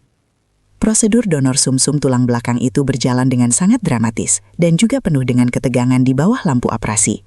Tim dokter terbaik bekerja selama berjam-jam untuk memastikan bahwa proses transfer sel tersebut bisa berjalan dengan sangat sempurna sekali. Pak Baskoro harus melewati masa pemulihan yang sangat panjang dan juga sangat menyakitkan bagi seorang pria di usia senjanya. Namun rasa sakit itu segera hilang ketika ia melihat Bima mulai membuka matanya kembali setelah beberapa hari jatuh koma. Keajaiban realistis ini terjadi bukan karena sihir, melainkan karena kecocokan genetika yang sangat luar biasa antara kakek dan cucunya. Bima menatap langit-langit kamar rumah sakit yang sangat mewah dengan tatapan mata yang masih terlihat sedikit bingung dan sayu. Ia merasakan sebuah kekuatan baru yang mengalir di dalam tubuhnya yang sebelumnya selalu terasa sangat lemah dan juga sangat lelah. Di samping tempat tidurnya, Pak Baskoro duduk di atas kursi roda dengan senyum paling tulus yang pernah ia tunjukkan. Bima menyadari bahwa kakek tua yang ia kenal sebagai perantau itu telah memberikan hidup kedua baginya melalui sebuah pengorbanan. Mereka berdua terdiam dalam keheningan yang sangat emosional, sambil saling menggenggam tangan dengan sangat erat di bawah selimut. 1 bulan kemudian, suasana di kawasan pemukiman kumuh Jakarta Utara telah berubah total, menjadi sebuah tempat yang sangat asri. Pak Baskoro memutuskan untuk membatalkan proyek apartemen mewah miliknya dan mengubahnya menjadi sebuah kawasan rumah tinggal mandiri bagi warga. Ia membangun kembali rumah-rumah warga dengan desain yang sangat layak, namun tetap mempertahankan budaya gotong royong yang sangat kuat. Perusahaan properti miliknya kini memiliki fokus baru, yaitu membangun perumahan rakyat yang terintegrasi dengan fasilitas kesehatan dan juga pendidikan. Nama perusahaan itu pun diganti menjadi nama putranya sebagai bentuk penghormatan abadi atas visi kemanusiaan yang mulia. Hendra kini harus mendekam di balik jeruji besi dalam waktu yang sangat lama akibat semua kejahatan manipulasi dokumen perusahaannya. Seluruh aset kekayaan hasil korupsi pria licik itu telah disita oleh negara untuk dikembalikan kepada pihak-pihak yang telah dirugikan. Pak Baskoro tidak menaruh dendam sedikit pun, karena ia merasa bahwa kebencian hanya akan merusak kebahagiaan yang baru saja ia temukan.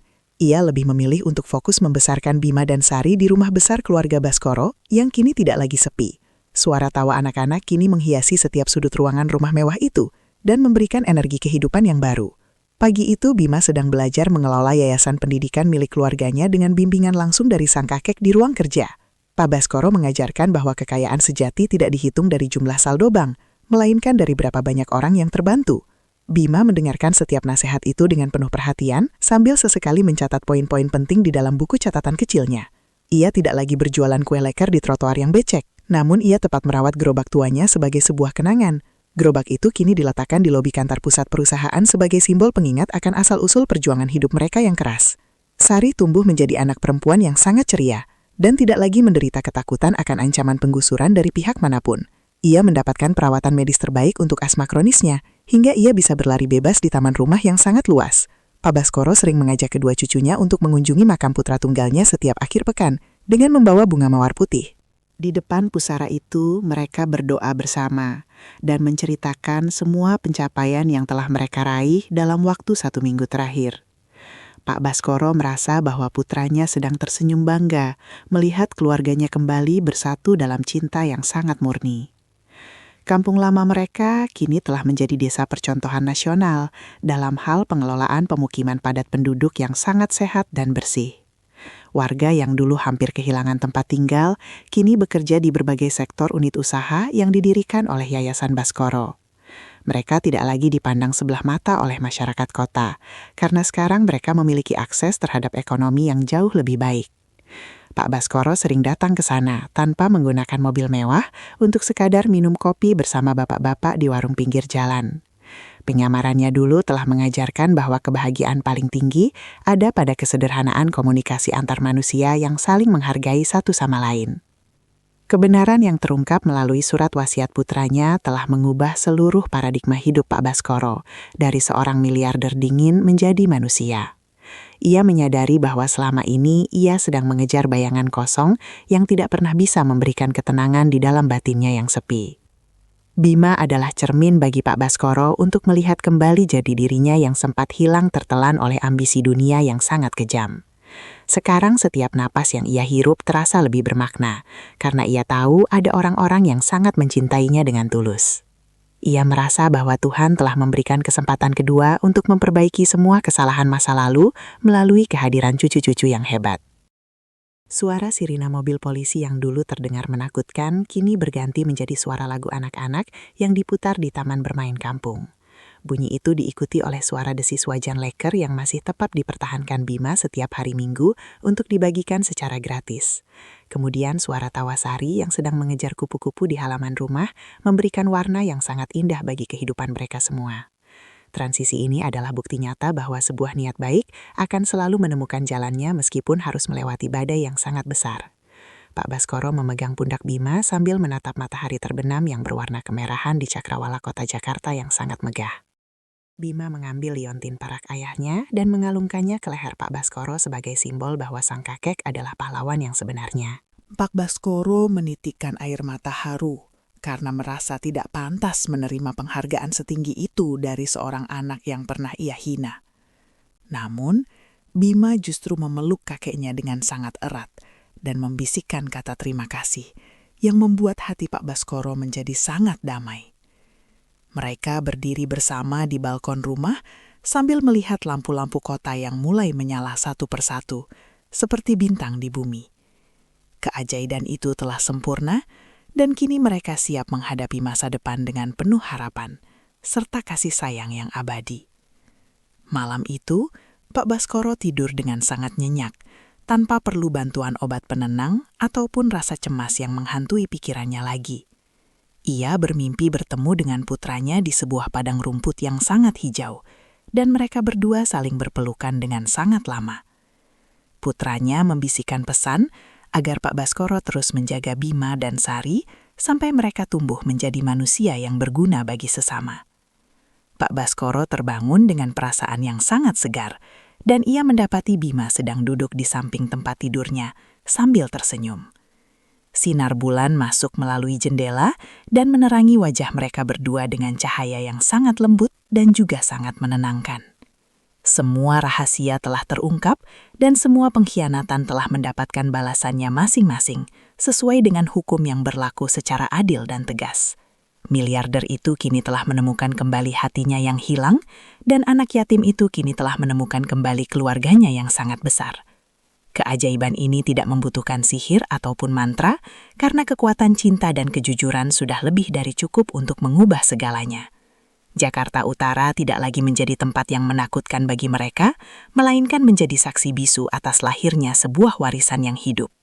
Cerita ini diakhiri dengan pemandangan sebuah keluarga yang sedang makan malam bersama dalam suasana yang sangat hangat dan penuh syukur. Bima sudah sembuh total. Pak Baskoro berhasil menyelamatkan nyawa Bima melalui prosedur donor sumsum tulang belakang dan membangun kembali pemukiman warga menjadi kawasan rumah tinggal yang sangat layak serta manusiawi. Ia kini menjalani sisa hidupnya sebagai kakek yang penyayang bagi Bima dan Sari sambil menjalankan yayasan kemanusiaan untuk menebus masa lalunya.